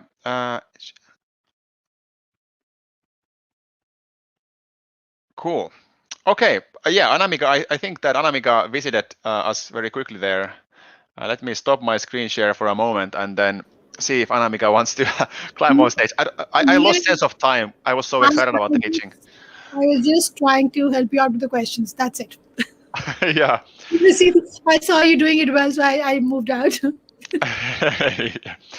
So where are we with the time? So I think our next guest is coming in 20 minutes. 25 minutes. Well, I guess we can invite him in as soon as he arrives. We'll do that. Yeah. So how do we exactly value our company? Well, it is a tough question. So of course, if you have some, it's easy when you are in a mature state, when you are growing, when you have revenue, when you have already balance sheet that has maybe equipment, maybe has something that has value, then it's easier. For example, for valuations, listed companies use PE ratio that I'm not starting to explain here, but that's a sign of how expensive or cheap the company is, compared to others. But for startups, the valuations can be, if you have a very seasoned team, the team alone can be 3 million, 5 million. It's a very seasoned team that have a strong idea, strong thing in progress. So it is very. There is no right way of doing that. But in order to increase the valuation, of course, we were discussing, the line where there's lots of work. The more you work, the better you progress the company without maybe needing funds and all that, and how well you use the funds you have and the resources, the more the valuation grows. So it's like this rubber band. Is the expected valuation for the company realistic? I don't know if I really understand the question, but it's so just an example. We had a seasoned team doing an ambitious project. We had no revenue. We had a really nice looking product already. So we had a nice looking product, nice market that was growing, and we had a success in that market, and we had a seasoned team. Our company valuation was, pre-money was 5 million. And I think it was a high valuation for Finland. So, but was that realistic, that valuation? I think for what we needed to achieve, it was too low. So we weren't able to raise enough funds to succeed. So realistic, I don't know what that means, but it wasn't successful because of lack of fund and lack of talent. So in a way, you could say that it was way too expensive. In a way, you could say we were able to raise too little money. How do you get the valuation of the company if you just haven't even entered the prototype stage? Oh, 3 million. Not maybe not quite like that, but I think that the best argument, think about what the prototype, what your plans to be successful, how much money those plans need. So actually, let's do this. Maybe this is a bit easier.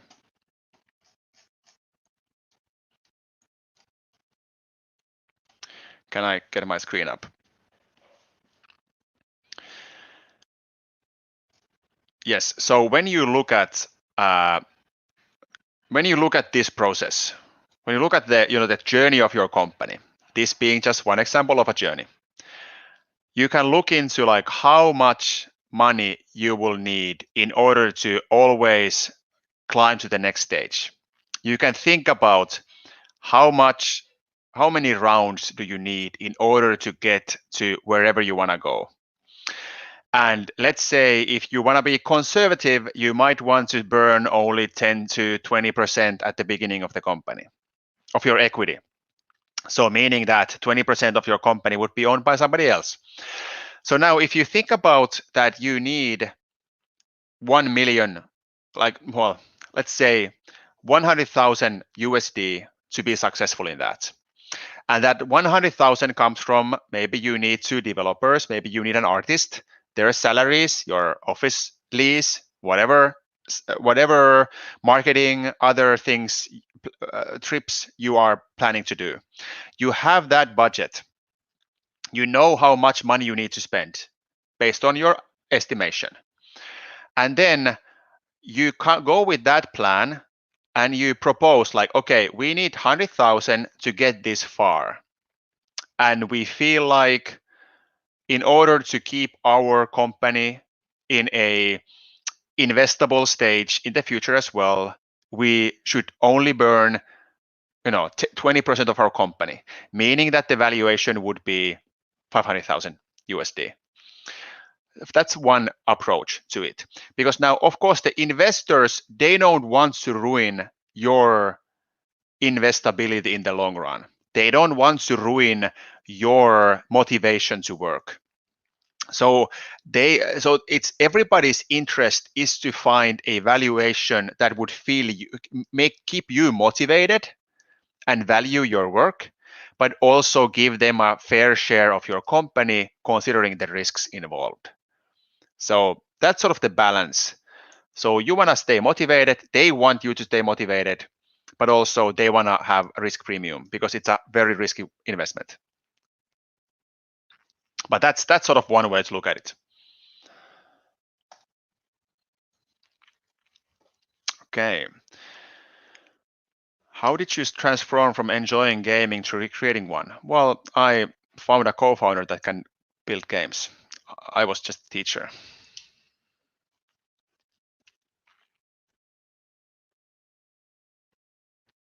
After giving the pitch, do we need to show what kind of product we made? What do you mean, like in a general sense or during this event? I mean, it's always good to be prepared to show your product, because what often happens is that you have a pitch somewhere. After that, somebody comes to you and said, "Hey, that sounded very interesting that you actually just showed. Can I see it?" And then maybe you have a mobile phone and then you show it from there. So it's always good to have the product at hand. It might be PDF, it might be a mock-up. Of course, if you are building cars, it's hard to have it right there.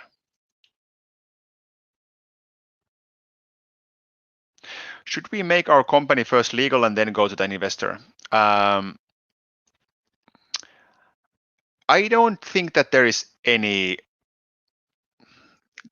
Depends. So, like Julia also said, whenever you have an idea, you are starting to push the idea. Have those conversations whenever you can, and it might be that somebody wants to invest, and then you need the company in order to get the investment in. But I would say that setting up a company is a psychologically big thing, because then you have the company that can make agreements, that can do sales, things like that. you have the business IDs, all that, and you have the sort of sensation in your head that I have a company and now it's time to get to work. So there are different views.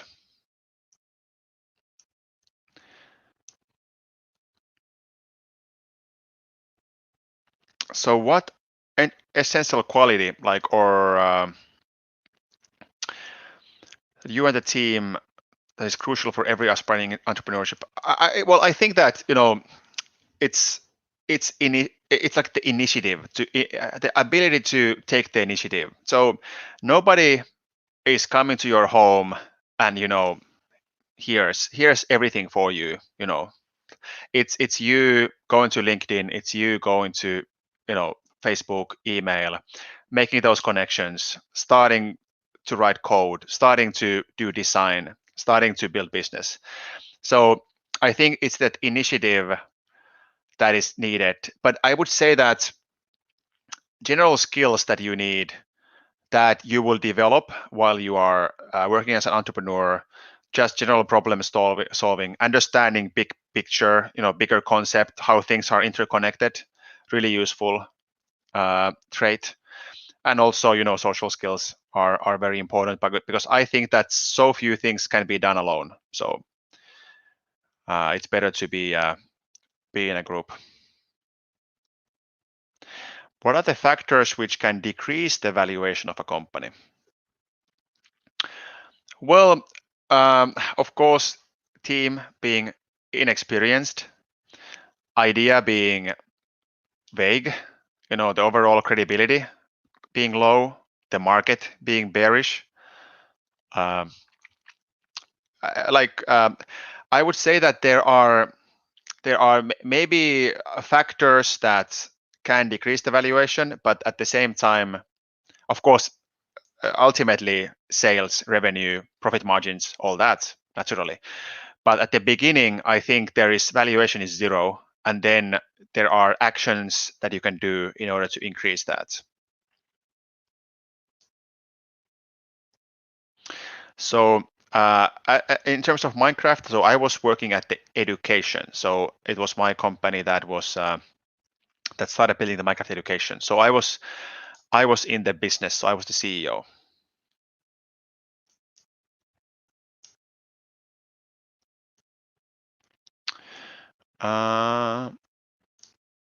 Is teaching more lucrative than practicing an entrepreneur? Well, entrepreneurship can be both. It can be something that only gives you stories, or it can give you huge fortune as well. So I think that my first 10 years has been a good balance of money and experience, and now working for the academia, working with our students in the university, have been really exciting.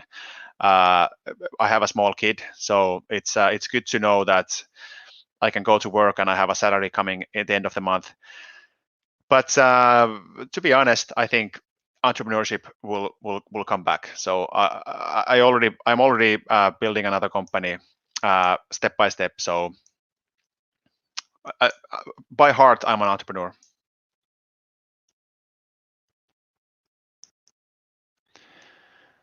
Yeah. So how did I connect with my current university? Actually, I met the research director in India, in Visakhapatnam. So I just decided to step down from the CEO position of the last startup that I was working as a CEO, and I was telling the story to the guy in Visakhapatnam in this one hotel, and he just said that if I ever want to work again, why don't I join the university? So now I'm there.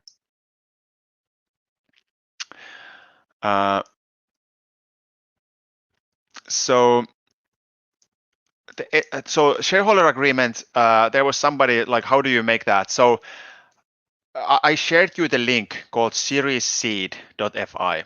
There is a good template for you to look into how the shareholder agreement looks like. The biggest importance for a shareholder agreement is between you and your co-founders. The investors are people that just come into the shareholder contract and play by the terms. most important fact is that you, the founders, make the, set the tone and set the, the rules for your collaboration. Is it possible to develop a technical product with zero technical knowledge, just on the basis of your idea? Well, today, internet is full of website creating tool, app creating tool, even open neural nets, things like that. So you can get far.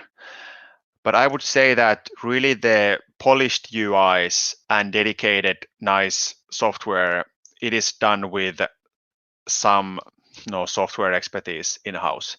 So if you are not the tech guy, do what I did. I sent an email to the local University of Applied Sciences in the city that I was building the first company in. And luckily, I was lucky that a really good guy called Alexi responded my email, and I wanted to join. And he was super talented. Well, he is still a super talented developer. So in a way, I was able to do that with zero technical skills. But of course, I needed Alexi to fill that gap.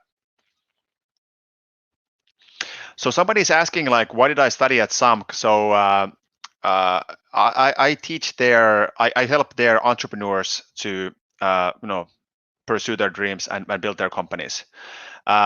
My background, actually, I'm a classroom teacher. So I've done my master's in education in another University of Eastern Finland. Yes. So so I think we already answered the shareholder agreement question. Somebody asked about the prototype. So prototype is a early version of your product, or typically a tech product.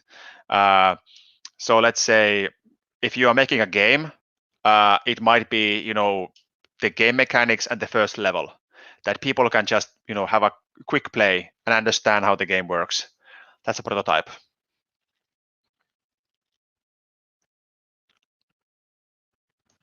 Pitch is a sales talk. Somebody's asking the prototype question again. All right, Anamika. So I noticed the questions are again going on a loop. So I just thought of pitching in here. See, your question is being answered. Don't come up with the same question again. Emotional connect is very important with your product. Yes, Yeah. it is. No code is trending. Anyone can develop an app or a game without coding. Is that a statement or a question, Sankalp? Okay, what are the perks of having a co-founder? That's a question. Well, it's what can you actually achieve alone? 7.5 billion people. What are your chances when you work alone? So I think that if you are a tech guy, you might want to find a business guy. Or if you are business guy, you might want to find a tech guy or some substance expert, like domain expert. For example, if you are a business guy and you want to move into tutoring business, maybe you want to find a teacher. So really, I think that these domains, they always complement each other, and those are the best co-founder fits. So definitely recommend finding somebody. And of course, it's nice to just be able to have a conversation. We are social animals anyways.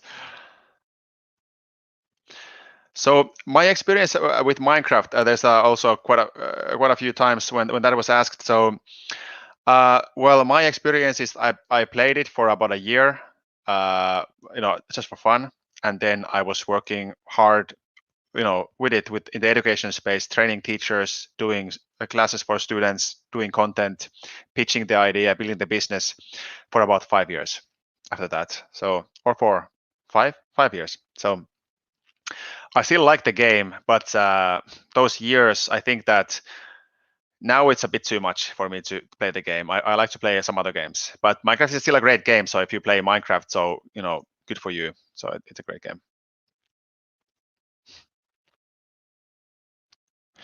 And Anamika, I think you are muted if you want to say something. Sorry. So another question that was there. It was.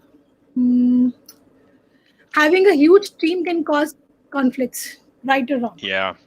Yes. So that's actually a really good comment. So I think three, two, three, and four are for my personal experience has been a really good core founding team. But at the same time, I feel like somebody should have either majority or some sort of last word capability in a way that there is one person that takes care of the big picture. It cannot be a committee. That's my experience. It might be a different story in some other companies. So the CEO typically is the one who calls says the final word, and then there is somebody who is maybe focused on the tech, has the tech thing in their hands. Maybe somebody is handling the outreach or some going around the world type of thing, and maybe there is some other role as well. But I think that it's nice to have like one that makes the business, and then people have their own specific domains. Now, I've had experience in a team that has 7 to 8 co-founders, and it was a massive mess. And when some people were getting, tired, it was infectious to other people, and it wasn't clear how much people are putting work in and all that. So I don't recommend the big teams. Okay, so we have the next speaker with us, Mr. Jagat Yeah. Iyer. We'll take up the questions later. These questions that are for you about the Marvel and everything. So let me invite Jagat here. Yes, I'll go background. Hey, Hi, good Jagat. afternoon. Very I'll good shut my afternoon. mouth and let you guys talk. Right. Thank you. Glad to connect here, Anthony. Hi. Thank you very much for coming here on a Sunday, afternoon. Thank you for your time. To introduce to you all, Jagat is the CEO and founder of Vidphone. What is Vidphone? So Vidphone is a video communications platform. Oh, sorry, are you going to answer that, or you ask me a No, question? no, I'm asking a question because most of the children might not know it. So Okay. it's always better to hear it from you. A very good afternoon to all the children who are joining us. My name is Jagat, as Anamika said, founder and CEO at a company called Vidphone. So Vidphone, we're a video communications platform incubated out of here NASCOM 10,000 startups. What we do is we enable businesses to be able to reach out to their customers completely remotely, right? So today, as all of you may know, the business world has changed. Before, we used to go to this thing called the office, and everyone's forgotten about the office now, which it doesn't exist. So our goal is really, our latest product is what we call a virtual office. And the virtual office is basically what we call a virtual real estate or an online place where you can kind of sit with your colleagues and video chat with them, much like you were sitting in the office, normally. So also a place for customers. So really, our goal is to power what we call the remote economy. Happy to talk more about that. Yeah, Anamika. So, the whole thing has taken a shift. Like in the pandemic, especially, the whole shift has moved to going to a Zoom call now. Like you said, we used to go to the office earlier. Now we go to a Zoom call or we have a Hangout call. So, how has it, kind of impacted your industry, your line of work? So, how has Vidphone kind of benefited from it? And where do you see, once the pandemic is over, how do you see Vidphone working? I think it's a good and bad. There's been positives and negatives. What you see with browser-based video meetings and webinars, we had those solutions built right here in India well before Google Meet and Microsoft Teams came out. So it was a great thing that the big guys came in. Obviously, when the product is free all the time, it's always difficult for young companies and small companies to grow the business model. But I always believe that challenges you have, it gives a lot of space for creativity. And we kind of really got creative. We built out the virtual office, probably the first of its kind in the world, where you have permanent places, right? And it looks much like your office. You can customize the look and feel. You don't have to keep sending scheduled meeting links to and fro. It's much like you have a phone number or an email, right? So these are like permanent IDs that anybody can contact you. I don't need to download a particular app to speak to you. So That's a big change in video. We give you one unique ID like vidphone.me/Anamika or Incubatin or Jagat, and anyone can just call you from a browser. I think that's very, very important, and we are probably the only guys doing that. What's really good is that today everyone's aware of video, right? So we launched India's first video chat app in 2016. This was before Google Duo, and that time no one, it was very, very less, the penetration of video chat. But now 5 years later, everybody, like we're doing this, everything's on video. So I think the big companies help in what we call category selling. They sell the whole category of video conferencing, and so it's good for all of us. Right. So the question is, did your company come out of this concept during the pandemic, or like you had started working on it earlier? As I said, much earlier. I started my entrepreneurial journey in 2010. So it's been over a decade. And in the beginning, obviously, we started a social commerce platform. 2010, it was very early, and then I was running a very fast-growing digital agency where I did a lot of work for international customers like Underwriters Laboratories, Bosch, Rent-to-Kill, and these are very, very large American companies. That's when I learned that customer experience is the most important thing. It's not really about your product or service. Like when you look at the top companies, like the 1 and 2, there's not too much of a difference in terms of the product or service. It's typically the customer service that changes, customer experience. So video really became very important. I felt in 2016 that video was important. That's when I built the first video chat app. So it's well before the pandemic, right? But the work has been going on since, as I said, 5 years. But last year we saw a big change. And this year it's becoming more mature, right? So last year, I say the world was not ready for remote work. Everyone was just thrown into it because of the pandemic. But now we are more sophisticated in the way we work. We understand the challenges, and we have to give optimal solutions. So the work started long back, but it's always a work in progress. Yeah. Right. So tell us something about your entrepreneurial journey. How has it been? Has it been satisfying? Has it been disappointing sometimes? What is it that how would you sum up your journey so far? Well, great question. I think when I started, it was 2010, which was quite early. We really didn't have this concept of startups the way we talk about today, and the kids probably are hearing in the papers. I was at NIT in Allahabad, so I was doing engineering there, and that's when I felt like we need to do our own thing. This is how I called it. We didn't really call it a startup. People said business, but then business was always like industry and stuff like that. For us, it was more about building tech products.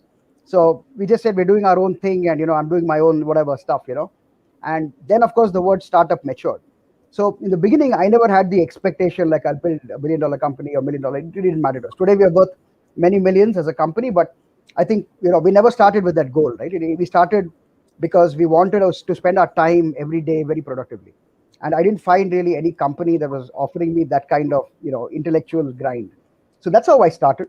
So happiness and sadness, I think, is based on your expectation you set. So to me, really, when we got in, our only expectation was that we learn something every day and we're doing something interesting. So, but yes, sometimes some deals go good, some deals go bad. So that's part of life.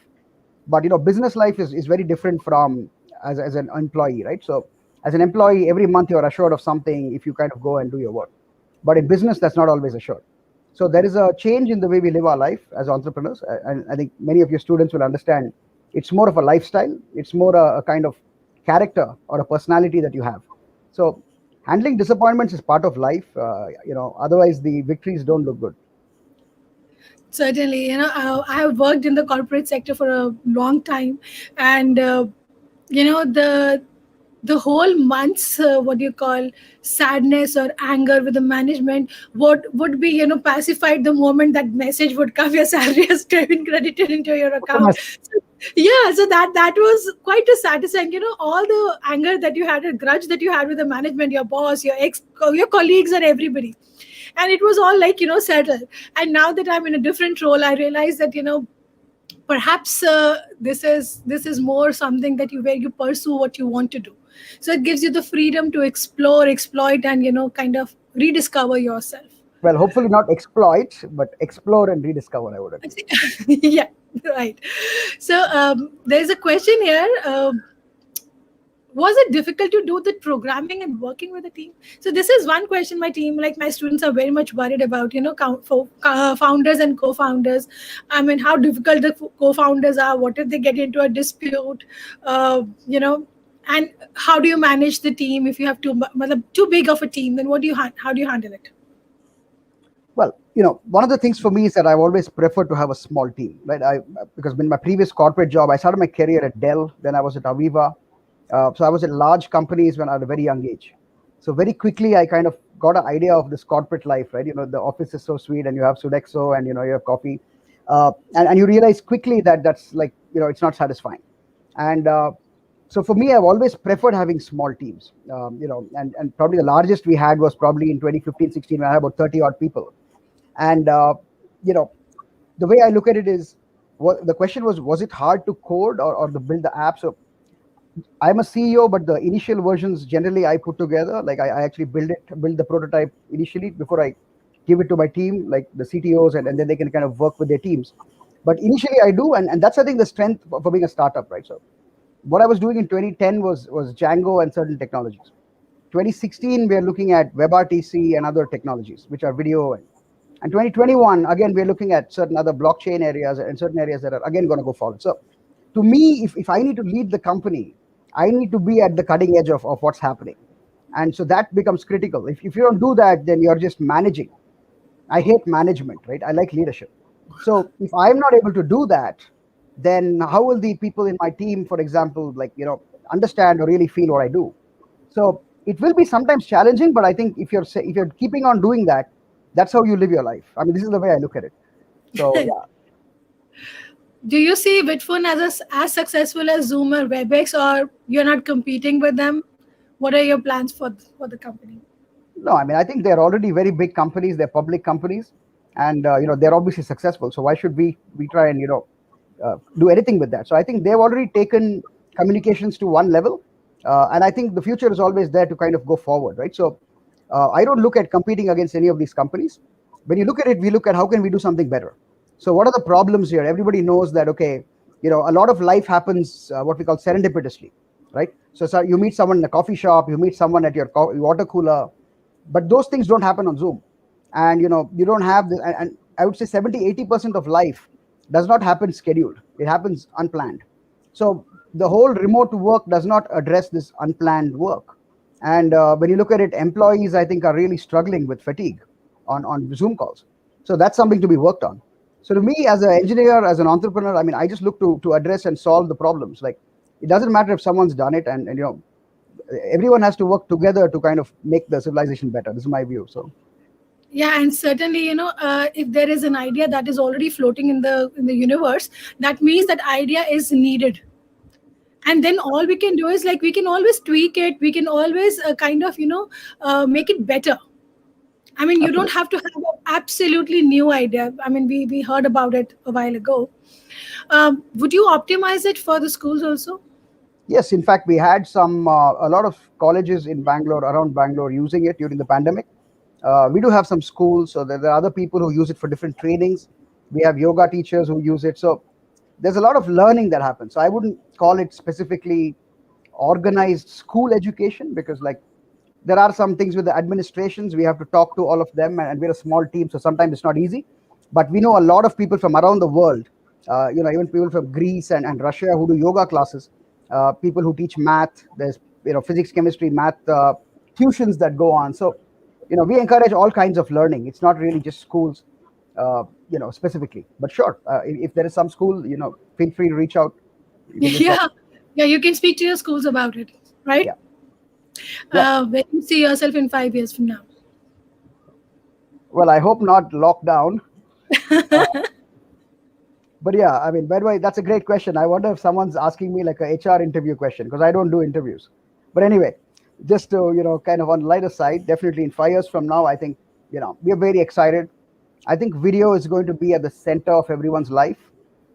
When you look at in the morning, you will get up and you will get like a video clip of the news or your things you want. You will go to a yoga class completely on video. Then you will go into your office, like a virtual office that you get into. And then you will catch up with your friends on a virtual coffee. You'd go to a virtual concert in the evening. You'll go shopping after that in video. And then you'll go to sleep. So Let's hope we don't have to do that. No, I'm just saying that, of course, that's a one side of life that's possible. Whether we like it is different. Yeah, But of that's course, true. there will be a physical side of life. No one's stopping that. You can still go and Yeah, physically do it, but it'll be severely augmented by video, because you already seen last year how effective it is. So, in right, fact, this is an idea that we didn't. Video has been there for a while. In fact, Nikola Tesla 100 years ago was talking about video chat, and that's one of the right, reasons I started. When I looked at it 2016, it was still not the way it should be. So right. it has a long way to go, and I think 5 years from now, hopefully, we'll all be kind of at the core of that whole revolution. Right. And who was your initial target audience? Well, with Bitphone, it was a lot of startups, because we were at NASCOM, 10,000 startups here in Bangalore. We shared our co-working space with about 60 other startups, and all of them high quality guys.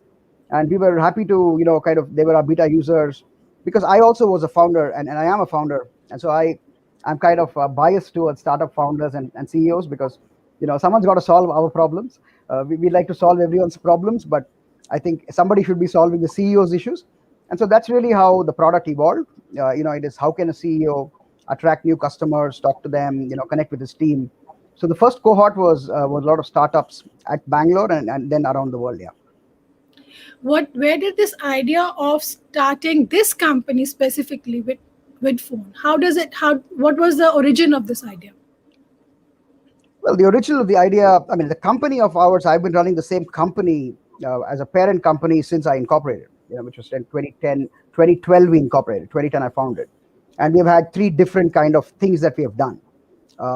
Two of them being very, very, very, very exciting and profitable. And this, of course, which we are now building out, because I think it's the future. So, video chat for me, or video communications 2016, how it came out was really talking to a lot of large enterprises, right? And understanding that all of them want the superior customer experience. And how do we deliver that customer experience? I've done digital marketing for people like BJP, ZTV. I've done for large organizations. And I figured out that, we have to shift the medium. It's no more about just graphic images and digital marketing, but it's more about video coming as and taking the center. So it was really why I started it was that, and of course I love Star Trek. So I'm a big fan of Star Trek, and whenever you see Star Trek or any science fiction, the first thing is video chat, and without video chat, you're not going to the future. So it had to be handled. There was nobody in India building it, so I said we might as well do it. Perfect. That's quite an interesting thing. I now realize that, yeah, we used to watch that there, right? Yeah. Yeah. Okay. So he's already answered the question that when he got interested and when he. Okay, what are your lessons as a founder? Well, great question. I think I just want to share three things, right? So if I think anyone wants to start a company, the number one thing is, I think there's a lot of talk about having a problem that you want to solve, right? That's for the first thing you need to look at. Sometimes that could happen, but many times you build companies simply because you love the technology. I'll give you a couple of examples.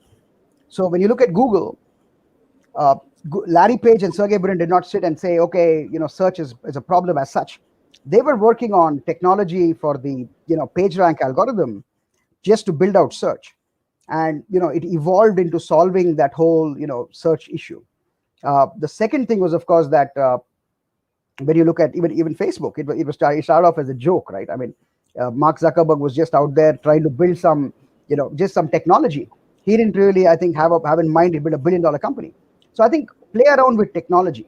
I think that's critical to do, right? And I think for this audience especially, don't get into startups thinking you want to make a lot of money and that money is the biggest motivation. I think you must understand that the market is not like that. The market is something that you go in and give some value into the market, and the market rewards you back by some rupees, by some money.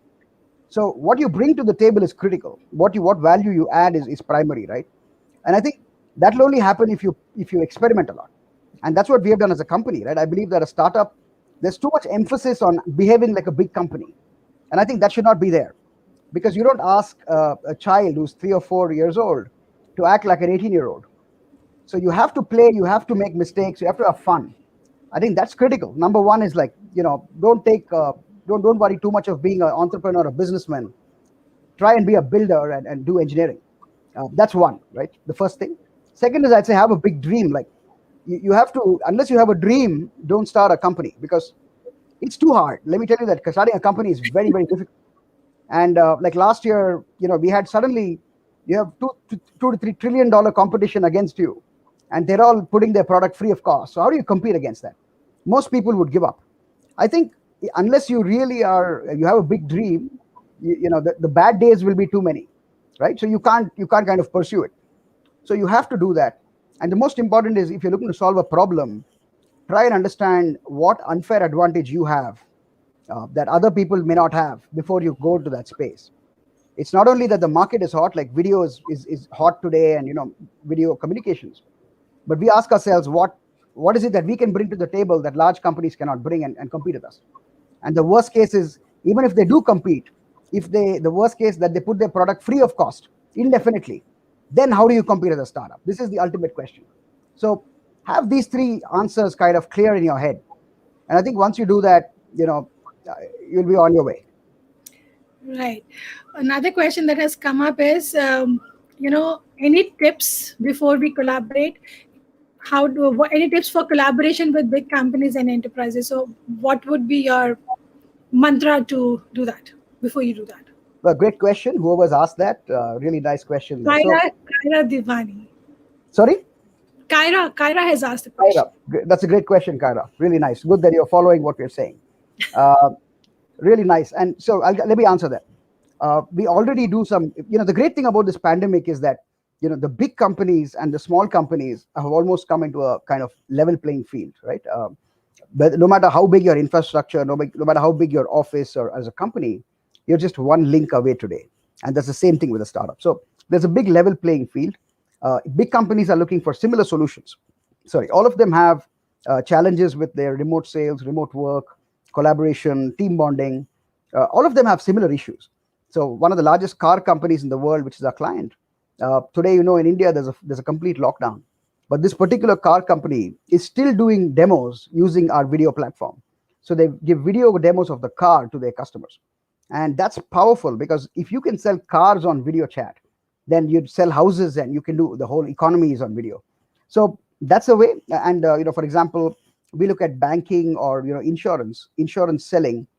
Before, the insurance agent used to, meet you at your house, and probably not you, maybe your dad, for the audience, maybe your parents, they would meet them in the office or at home. Today, they're doing it on video chat. So I think with large companies also, they're all looking what we call digital transformation. We've been speaking about this for many years, but I think today, is when we're really seeing it happen. So big or small, I think all forms of companies are being changed today. Great question, Kaira, again. Yeah. There is a question. Okay, what is your favorite failure? I don't look at life as success and failure. But if you ask me something that I wasn't very happy with my kind of outcome, I really go back. I was a cricketer back in the day when I was playing, for the state under 16 Karnataka. This was in my 9th standard, 10th standard. So maybe around, the age of the audience around there. And Robin Uthappa, Stuart Binney, we were all teammates, like for Karnataka. And I remember under 14, that is a year back, I played really well in the zonals and I kind of was the second highest wicket taker. And I think it was there. And I actually went to Chinnaswamy Stadium, which is like the Karnataka cricket ground. And I went to the notice board with my mother, and I actually found that my name wasn't there in the squad, and I was really unhappy. And I think that was a big disappointing day for me because my mother was there. I thought we'd make it to the state team, and under 14 list, I'm not there. In Chinnaswamy Stadium notice board, it's kind of bad. So, but next year, of course, I did make it. So we kind of relived that and made sure I succeeded. So we were happy, but that was the biggest failure. Yeah. Right. Is there an advice for the young entrepreneurs that you would like to give? So it's what should they expect when they are initiating their startup journey? Well, I think the audience is like maybe 11th, 12th standard, right? I mean, if I'm correct. Yeah. So again, but coming back, I think that's one of the best times for you, right? When you're 11th, 12th, don't think about starting up for the money and just making money side of things, right? Forget about that. Just think about how can you build things that are really valuable. I think that's important. All through your 11th and 12th, of course, you need to study these critical years like 10th, 12th, and then your then you get into engineering, stuff like that. So I think it's very important. The first advice I would give is that learn computer science. It's very useful. It's one of the most powerful tools today. Get into engineering. I'm kind of biased at some level. I would say that simply because you have to have an analytical mind, right? Like if you look at engineering is all about problem solving. And when you look at the other streams, though they're all valuable and we need all kinds, to build tech companies specifically, without technology, there is no company. It's not a sales company, right? So one is like have a focus on technology, get into programming, you get into things like Python and Ionic, Cordova, technologies that are easy for you to start building apps. Sometimes even college, the school may be boring sometimes in terms of the dryness of the subject, right? So I think get into programming and Python and stuff like that, so you get a hands-on experience. Number one is that. Number two, I would say is like, tips. Again, I wouldn't like to give too many tips. I think everyone should kind of walk the journey themselves and fit, take what fits for you. But maybe one another learning, if I have to share, one is to be analytical. As I said, you have to kind of get into science. You have to enjoy science and math. It's critical. There are many people who say that I don't like math, and then probably you can't build a technology product. When I mean technology, I mean programming, and that's okay. You can do other stuff, but if you want to start up, and by startup we mean tech startups, not like a restaurant or something. So you want to start up, you have to know this. So this is the core. And the second thing is, I would say, like, get into it, as I said, in your 11th and 12th, and then maybe your first 3 years of engineering, you have 5 years where you can build anything with open source. You have like your college friends and everything for a test audience. I'd say take the next 5 years very seriously, because I think even the large companies and you guys are almost at the same level right now in terms of what's the future looking like, right? So it's a great opportunity. So one is, science and math, and start right now for the next 5 years. Perfect. There's a very long question. How did you start the company? Tell us from the first day. And then go to pitch the investor. From the perspective of a student like us, also the legal procedures that you learned on the way.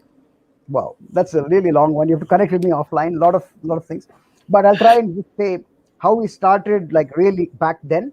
So I was in 7th semester, and this is I wouldn't recommend everyone to do that, but I was in 7th sem. This was back in 2007, NIT, and I got two job offers, and that's when I felt like I need to build something. I can't get into a job right now. So that's when I came back to Bangalore. I told my dad, like, I got two jobs and I'm not going to get anything. I'm not going to really continue it. I'm going to start my own business. And of course, my father is a great inspiration to me. And he supported me completely. And he said, this is how you form a company. This is a private limited, this is sole proprietorship. So how do you start the company? The legal procedures? Get hold of a company secretary, right? Don't get hold of a CA. No, CA, people say, okay, I'll speak to my CA. No, CA is for accounts. They don't know anything about company formation. They'll have a friend. You go to a company secretary, and typically, if you want to start a startup, you start what's called a private limited. It's basically, you have three types of things. You have it's very less time for long discussion, but you have proprietorship, partnership, and private limited, and then you have public companies. But go for private limited, right? That's when you can have co-founders, give them shares, venture capitalists to invest. So for this kind of structure, you need a private limited company. So how did it start? So it started really there. That's when I built social commerce. And then since then, I have always been into entrepreneurship, except for a brief period, at enterprises. So that's how it started. How did I pitch the investors? Well, we raised a round of funding from guys from really nice people at Harvard, Google, KPMG, EY, and other places. And the surprising thing is that I never pitched them. I actually went to one of their companies to demo my product because I was really happy with the product. And I said, you guys should use this. And that's when one of them saw it and he said, this is a great product. Are you looking to, raise money? Or the exact words he used were, do you want money? I said, okay, maybe, I don't know, but let's talk. So that's how it started. And one of them was interested, and then he brought in another 9 people. And we had this angel syndicate. And so that's how it happened. So my tips is, again, don't go to get funded. It's a wrong question. Don't worry about funding. Build something good, have people to use it, and then automatically the funding happens. It's like living is a byproduct, right? Do you concentrate on every breath that you take and make sure you're living every minute? No. Thank God you're not, right? You forget one time, you're dead. So that's on autopilot. But what happens is you're eating well, you're taking care of yourself, breathing. So it becomes a byproduct. So funding, you will get funded if you do, if you solve a problem in the market.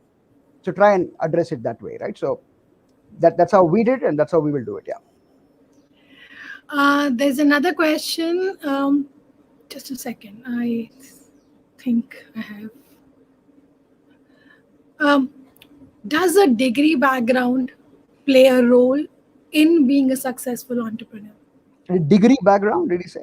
I mean, does qualification studying? I mean, so we have been fascinated and thronged with the idea that this guy, he did not even go to the college, but he's successful with this way. So we have so many such stories. But does a degree? I mean, if you ask me, I would say that this guy is successful. Of course, he's successful, but he hired people who had degree to come and work for him. So that is what contributed to his success. But what is your take on it? Is education important for entrepreneurial journey? Yeah, I mean, I think we should not confuse, number one, literacy with education, and we should not confuse education with intelligence. These are all different things.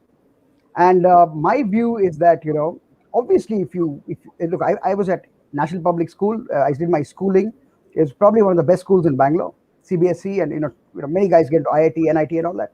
So I myself got into NIT, so I was at a decent college, and then I did finish it. It's not I didn't. I took a year and I actually finished it and stuff. But that's probably why they say that's important is because I think you go through a certain grind. For example, in math, you have a certain process.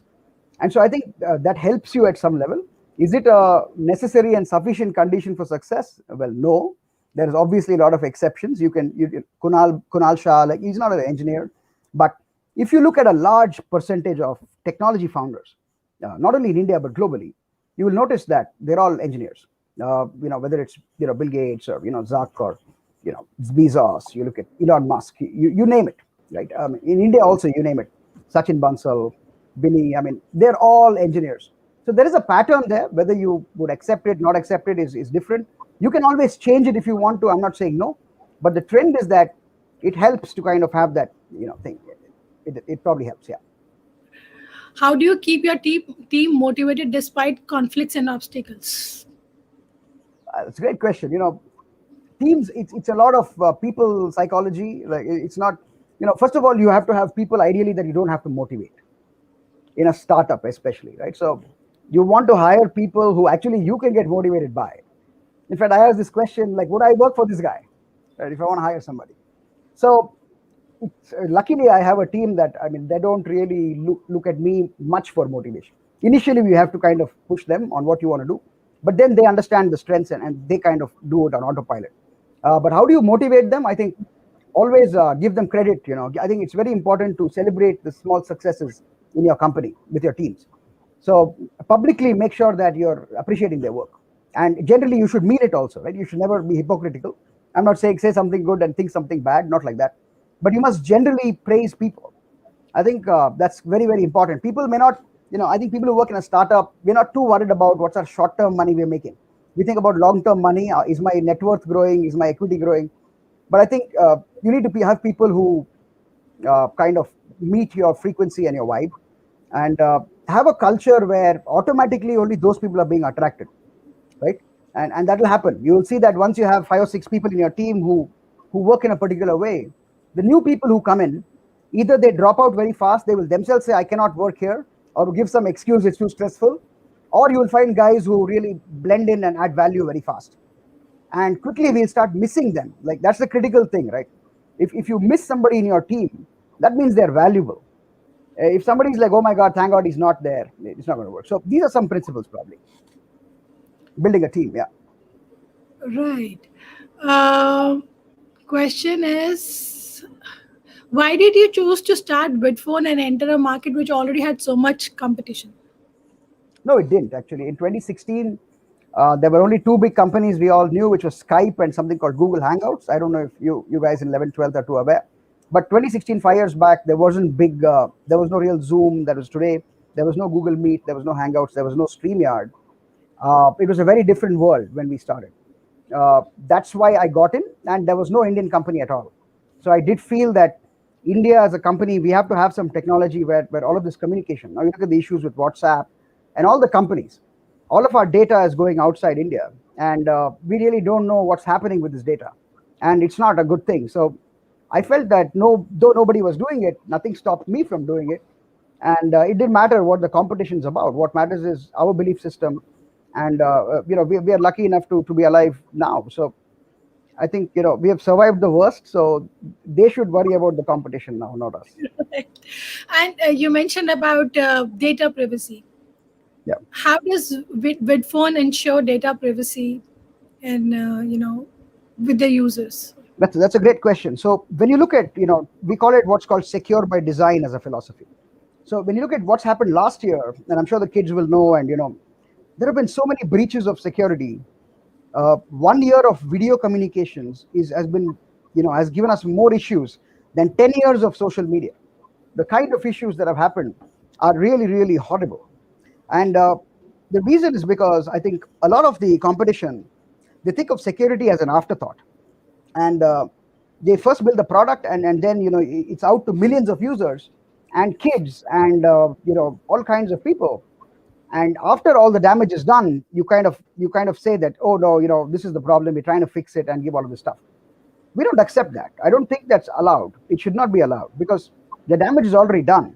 And what are you going to do about that? Have you paid some kind of a penalty, a serious penalty, or is there someone holding you really accountable? So I think when we think of this issue and we say we don't want authorities to question us, so we build it secure by design, where you have permanent meeting IDs, just like your phone or email. You don't keep abusing the phone call because you have clear identification of who it is. Now with the other platforms, it's just an ID. So you really don't know who it is. So I think we are secure by design. We are again browser based. You don't need to download any application. You look at most of the competition, you have to download their apps. And when you download them, they're doing all kinds of background processing that you need not allow. So quite a few ways. And we don't have any advertising based business model. When you're doing this kind of video, many of the companies are transcribing this text and they're targeting ads based on what you're talking. And that's not good. Who gives you the right to kind of snoop in on my conversations? So many ways like this, we believe that we are secure by design. Like even before, actually, you look at the product. It's cybersecurity, yeah. Even before the idea of cybersecurity became so prevalent, maybe. Absolutely. Yeah. Because these are first principles. You have to build with first principles. Ethics, yeah. Right. Okay, there's another question. What, according to you, should focus on topics of technology be in the coming future for startups? What future, what technology should one focus on when we are starting a new startup now? Well, technology is something that will keep changing. But what does not change a lot, or what is more constant than technology, is science. So I would always encourage people to have a scientific idea, because once you have a scientific idea, you can apply it to different technologies. I think you understand what I'm saying. So don't get stuck with a particular technology. Like I know in 2010, 10 years back, but 11 years back, there was a technology called Ruby on Rails, and everybody was saying Ruby on Rails. So all the guys who went on to Ruby on Rails, today, they've all had to change again. And what happens to that technology? It kind of gets buried and everyone forgets about it. That's what happens with technology. We had these dial phones, right, before the mobiles, with the dials. What happened to it? That was a piece of technology. But the science is still there, communication and two-way and signaling and all that. But the device is gone. So if you were just building landline phones, you would have been buried and gone by now. So I would never ask anyone to focus on one technology for 5 years. It would never happen. And that's why you're a technology company. You're in the knowledge economy, right? You have to be learning new things faster than the others. That's the whole game. So, I wouldn't say any technology, but if you ask me themes, like what are some, tech themes, definitely video, I believe, like number one, it's the center. But around that, I think blockchain is going to change the whole internet. It's going to do more in the next 5 years, 10 years than internet has done in the last 10 years. So blockchain is really big. I'm very bullish on crypto as well. I think crypto is going to do some crazy stuff, as long as, of course, there's some regulation and we know how to kind of work with it, right? I think these are three big themes for the future, yeah. Right. There's another question that has been floating for a while now. There are many scientific designs which can be made without the need of a programming mindset. What do you have to say about it? I agree. I never disagreed with that. I totally agree with you. Which programming language did you use to create Vidphone? Well, so Vidphone is a combination of a few things. We started with Ionic Cordova as a hybrid mobile platform, and then we kind of built the web version as well, which is more on Django. So that we have a different mobile stack and a different web stack. But at the back end, we use a lot of Node.js and our database. Our database could be Postgres, MySQL. So our tech stack is like that. But the core video technology is called WebRTC. I would recommend a lot of you guys to check it out.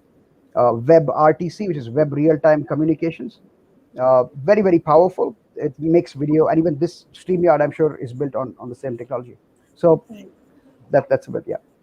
All right.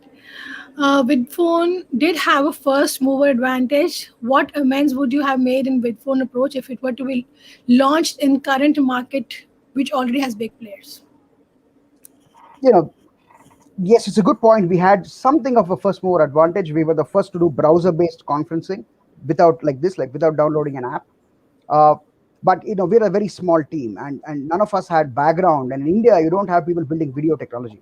So a lot of this we had to build, in-house. We had to make a lot of mistakes, make all the mistakes that possibly are there, right? So there were glitches, and the WebRTC technology itself was very, very early. We were amongst the first people in the world to start doing it. So when the technology is a very nascent technology, there are a lot of small things. It works in one browser, doesn't work in another. So lot of issues. So I would say there was a first mover advantage, but I don't believe in first mover advantage. I believe in what we call last mover advantage.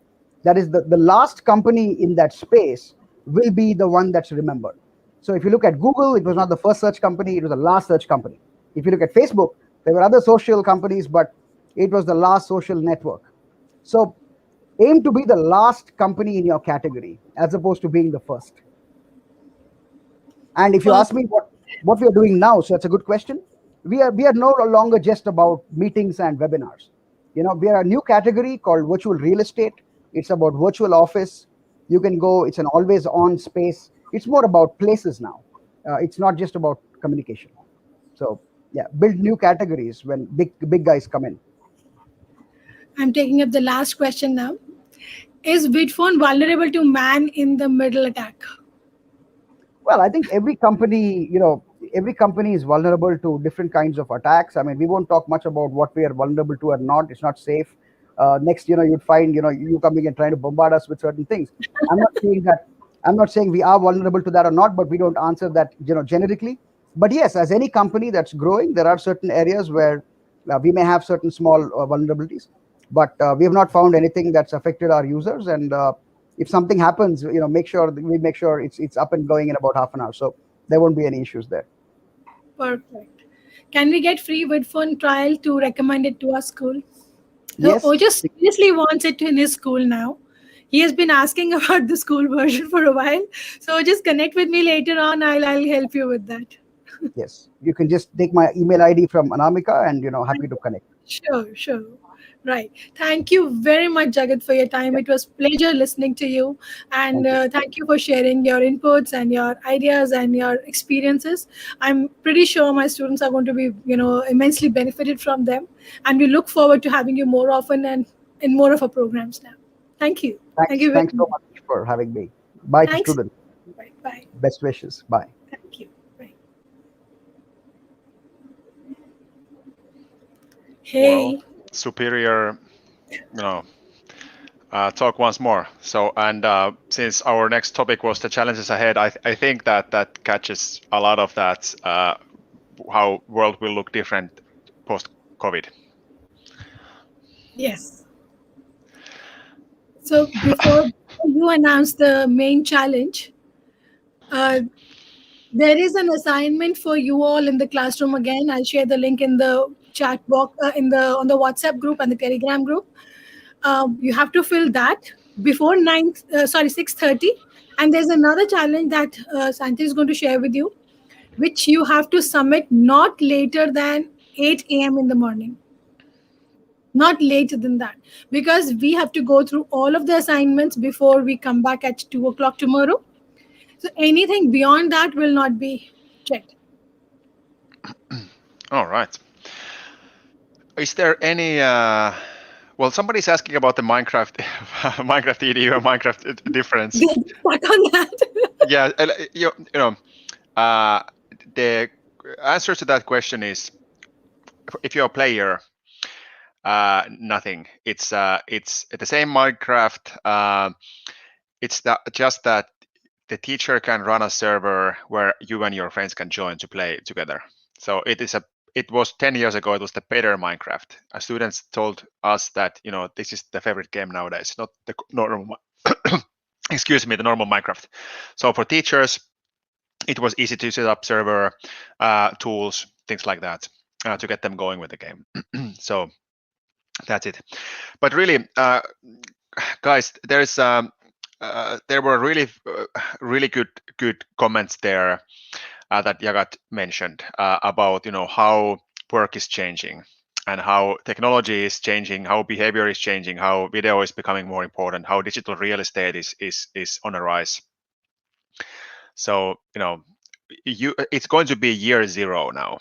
So when pandemic is over, everything sort of resets, and I'm really looking forward to going back to the campus and working with students face to face. But definitely my remote work will be 40% of my time from now on, because I think that I have found tools to enjoy doing these seminars much more as well.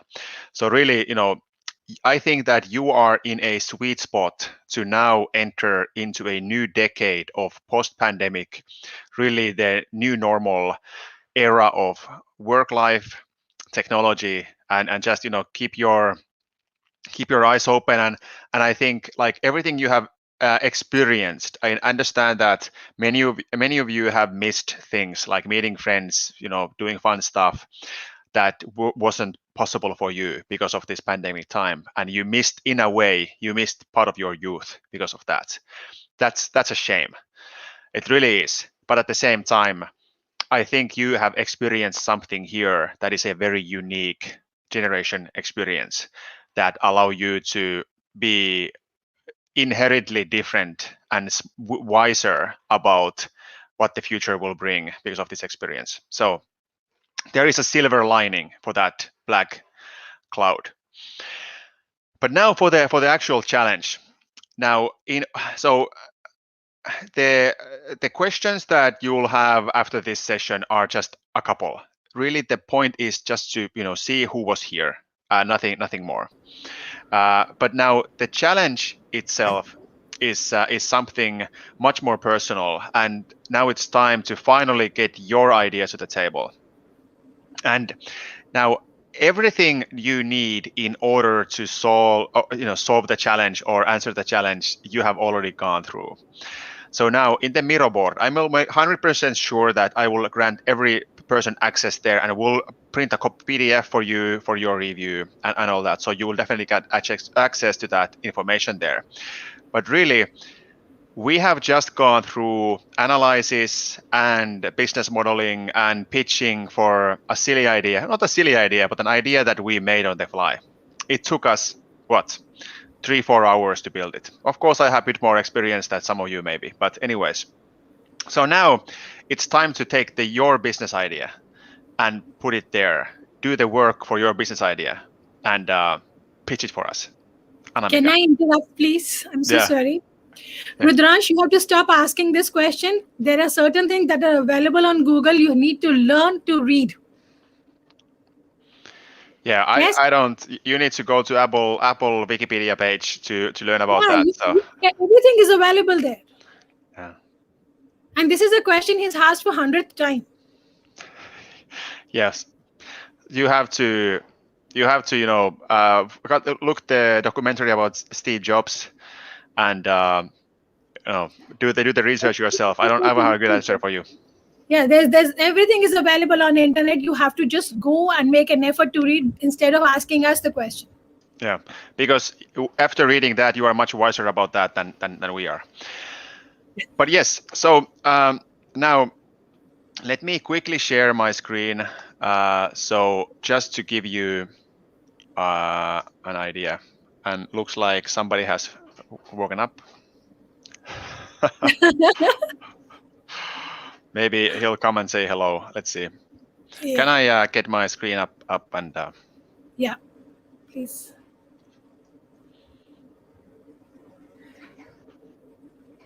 Here you go. Yeah, great. Thank you. So now, what we are expecting from you is basically your 3-minute pitch. We'll share a quick sort of a bullet points about what we expect. 3-minute pitch following, you can use the exact same structure that I've been using here because it's your first time, most likely. So feel free to use this structure. The things can be made up. They can be your hypothesis, use the information you have online. But really, the idea is to, first of all, think about how you can create a story out of your idea, how to communicate it more effectively. How can you articulate the approach, how you can articulate the benefits to users and to investors. How can you build the business case? And of course, can you do analysis on your competitors? And now there is all the tools here that you need in order to make that work. We are not expecting you to do everything perfectly. There is no such way as doing it perfectly. You heard my 3-minute pitch, which was sort of all over the place. So I'm not perfect. We are not perfect. So that's like we are expecting you to use the information you learned during these 2 days. Take your own idea. Use these skills to communicate your idea and build the business case around it. And now we are eager to hear your business ideas tomorrow, and the best will get rewarded for that work. Hope I make sense. If you need any information, I'm happy to answer questions over the evening and tomorrow morning. We'll write you a small info text and also get you a PDF of this Miro board. So if you don't have access to this, then you will definitely have after this session. And I'm sure that even if you are not shortlisted or if you are not in the finals, it's a great experience. We try to give feedback to each one, at least some type of feedback that what went wrong, what went good. Just we are interested in your original ideas. You can always come up with a silly idea and build analysis on that. You don't have to have like an idea. You can even take this idea but change something. Do not take sustainable, high-quality children clothing. Take like rubbish, bad quality, unsustainable children clothing and try to create a pitch for that. It would be very interesting to hear that. But most interesting would be your own business ideas and building this presentation around that. Right. We'll share the pointers with them. Yeah. Yeah. Okay. There's a few questions that are coming in here. One is how to submit the project. It is in the same classroom that we had yesterday. One. Yeah. Second, you would be informed about the meeting link later this evening or tomorrow morning. You would get that. So don't worry about how you're going to present it. I mean, if you don't join the WhatsApp and Telegram group, I don't know how do you want to communicate with us. That's the best way to communicate. Presentation has to be a PPT or a video, Santari. How do you recommend? Yeah, yes. So 3 minutes, and it can be any. 3 minutes, and it can be any format. But I recommend having some visuals with your talk. So right. If you want to use PDF, if you only have picture, if you have a piece of paper, that's fine. Whatever you have at your disposal. But PPT right. is good. Perfect. And yes, 3 minutes is the time to pitch. That's the only time you're going to get. We'll share the Miro link. Ekveer, wait for a while. That's there on the chat also, by the way. Then there was another question. Okay, the idea, I mean, you don't have to restrict yourself to an idea that works only in India. You can take it global, up to you. And and practice your pitch. I really recommend that. Practicing is really important to make yes, a good pitch. very importantly, you have to finish your presentation, and you have to practice pitching it in 3 minutes. That's very important. Yeah. I will give you the access for second assignment. Give me just a little while. Once I get out of this meeting, we'll do that. Yes, and I'm just Um, creating you the PDF sure. for you. Because he's been like, I would prefer a presentation based off or including all the concepts you've come across. Um, we would want a presentation not off or all of the concept, but see, you have to create a pitch for the product that you want to get the investor on board for. So whatever it requires to be there, it should be good. So what is Hugo showing you today? I don't know. Yes, his name is Hugo, so Hugo. So there He's showing he is. you. Yeah, I'll figure out the share, and we'll give you a bit of a small brief on what we actually expect. But like everything that you have witnessed today are people's opinions, people's experiences, coming from what they have heard and seen and experienced. So you can feel free to implement your own ideas, your own things, or your own ways. It's gonna be great. Don't get stuck with what we have shown here, and we are very interested about your own ideas. So that's what we are really looking forward to.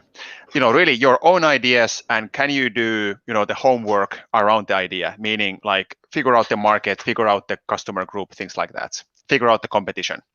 So those are interesting. Tomorrow's timing is 2 p.m. Link should be shared with you. I have been saying this. Pitch deck has to come about by 8 a.m. in the morning, maximum by 8 a.m. And the assignment number 2 that you're going to get is going to be has to be submitted by 6:30 p.m. Yes. All right. Sounds great. You and I are going to have a long day tomorrow.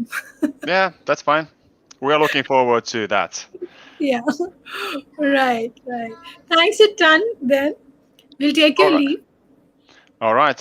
Hope you enjoy whatever is left for you. Hi. Hello. All right.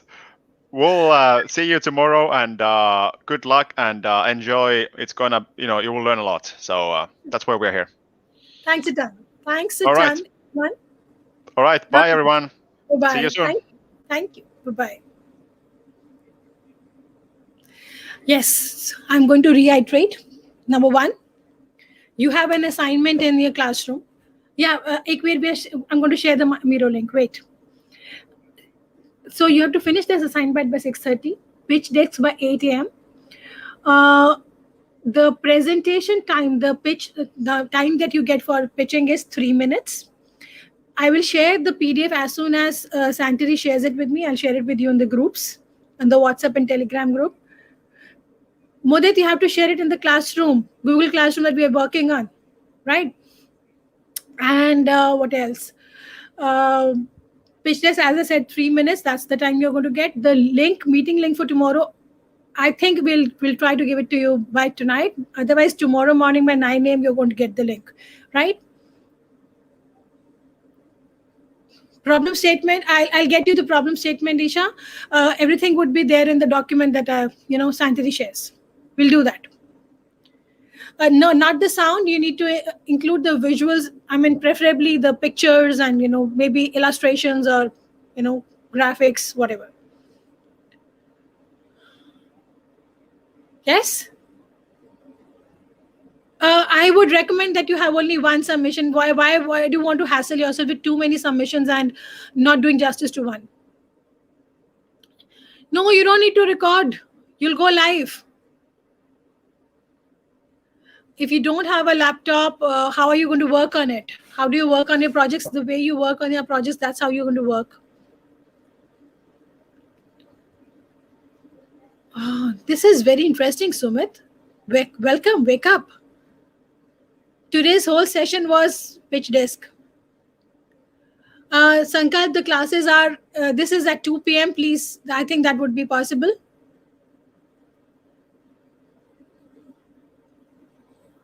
Right? All right. Yes, you have to submit the PPT.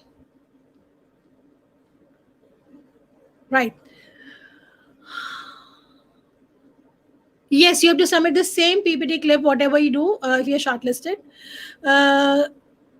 I'll do that, Guntas. I'll share it with you. Kuval, if you have not been added, then you have to look into the groups. I've been constantly posting there. Sankalp, you have to make a choice.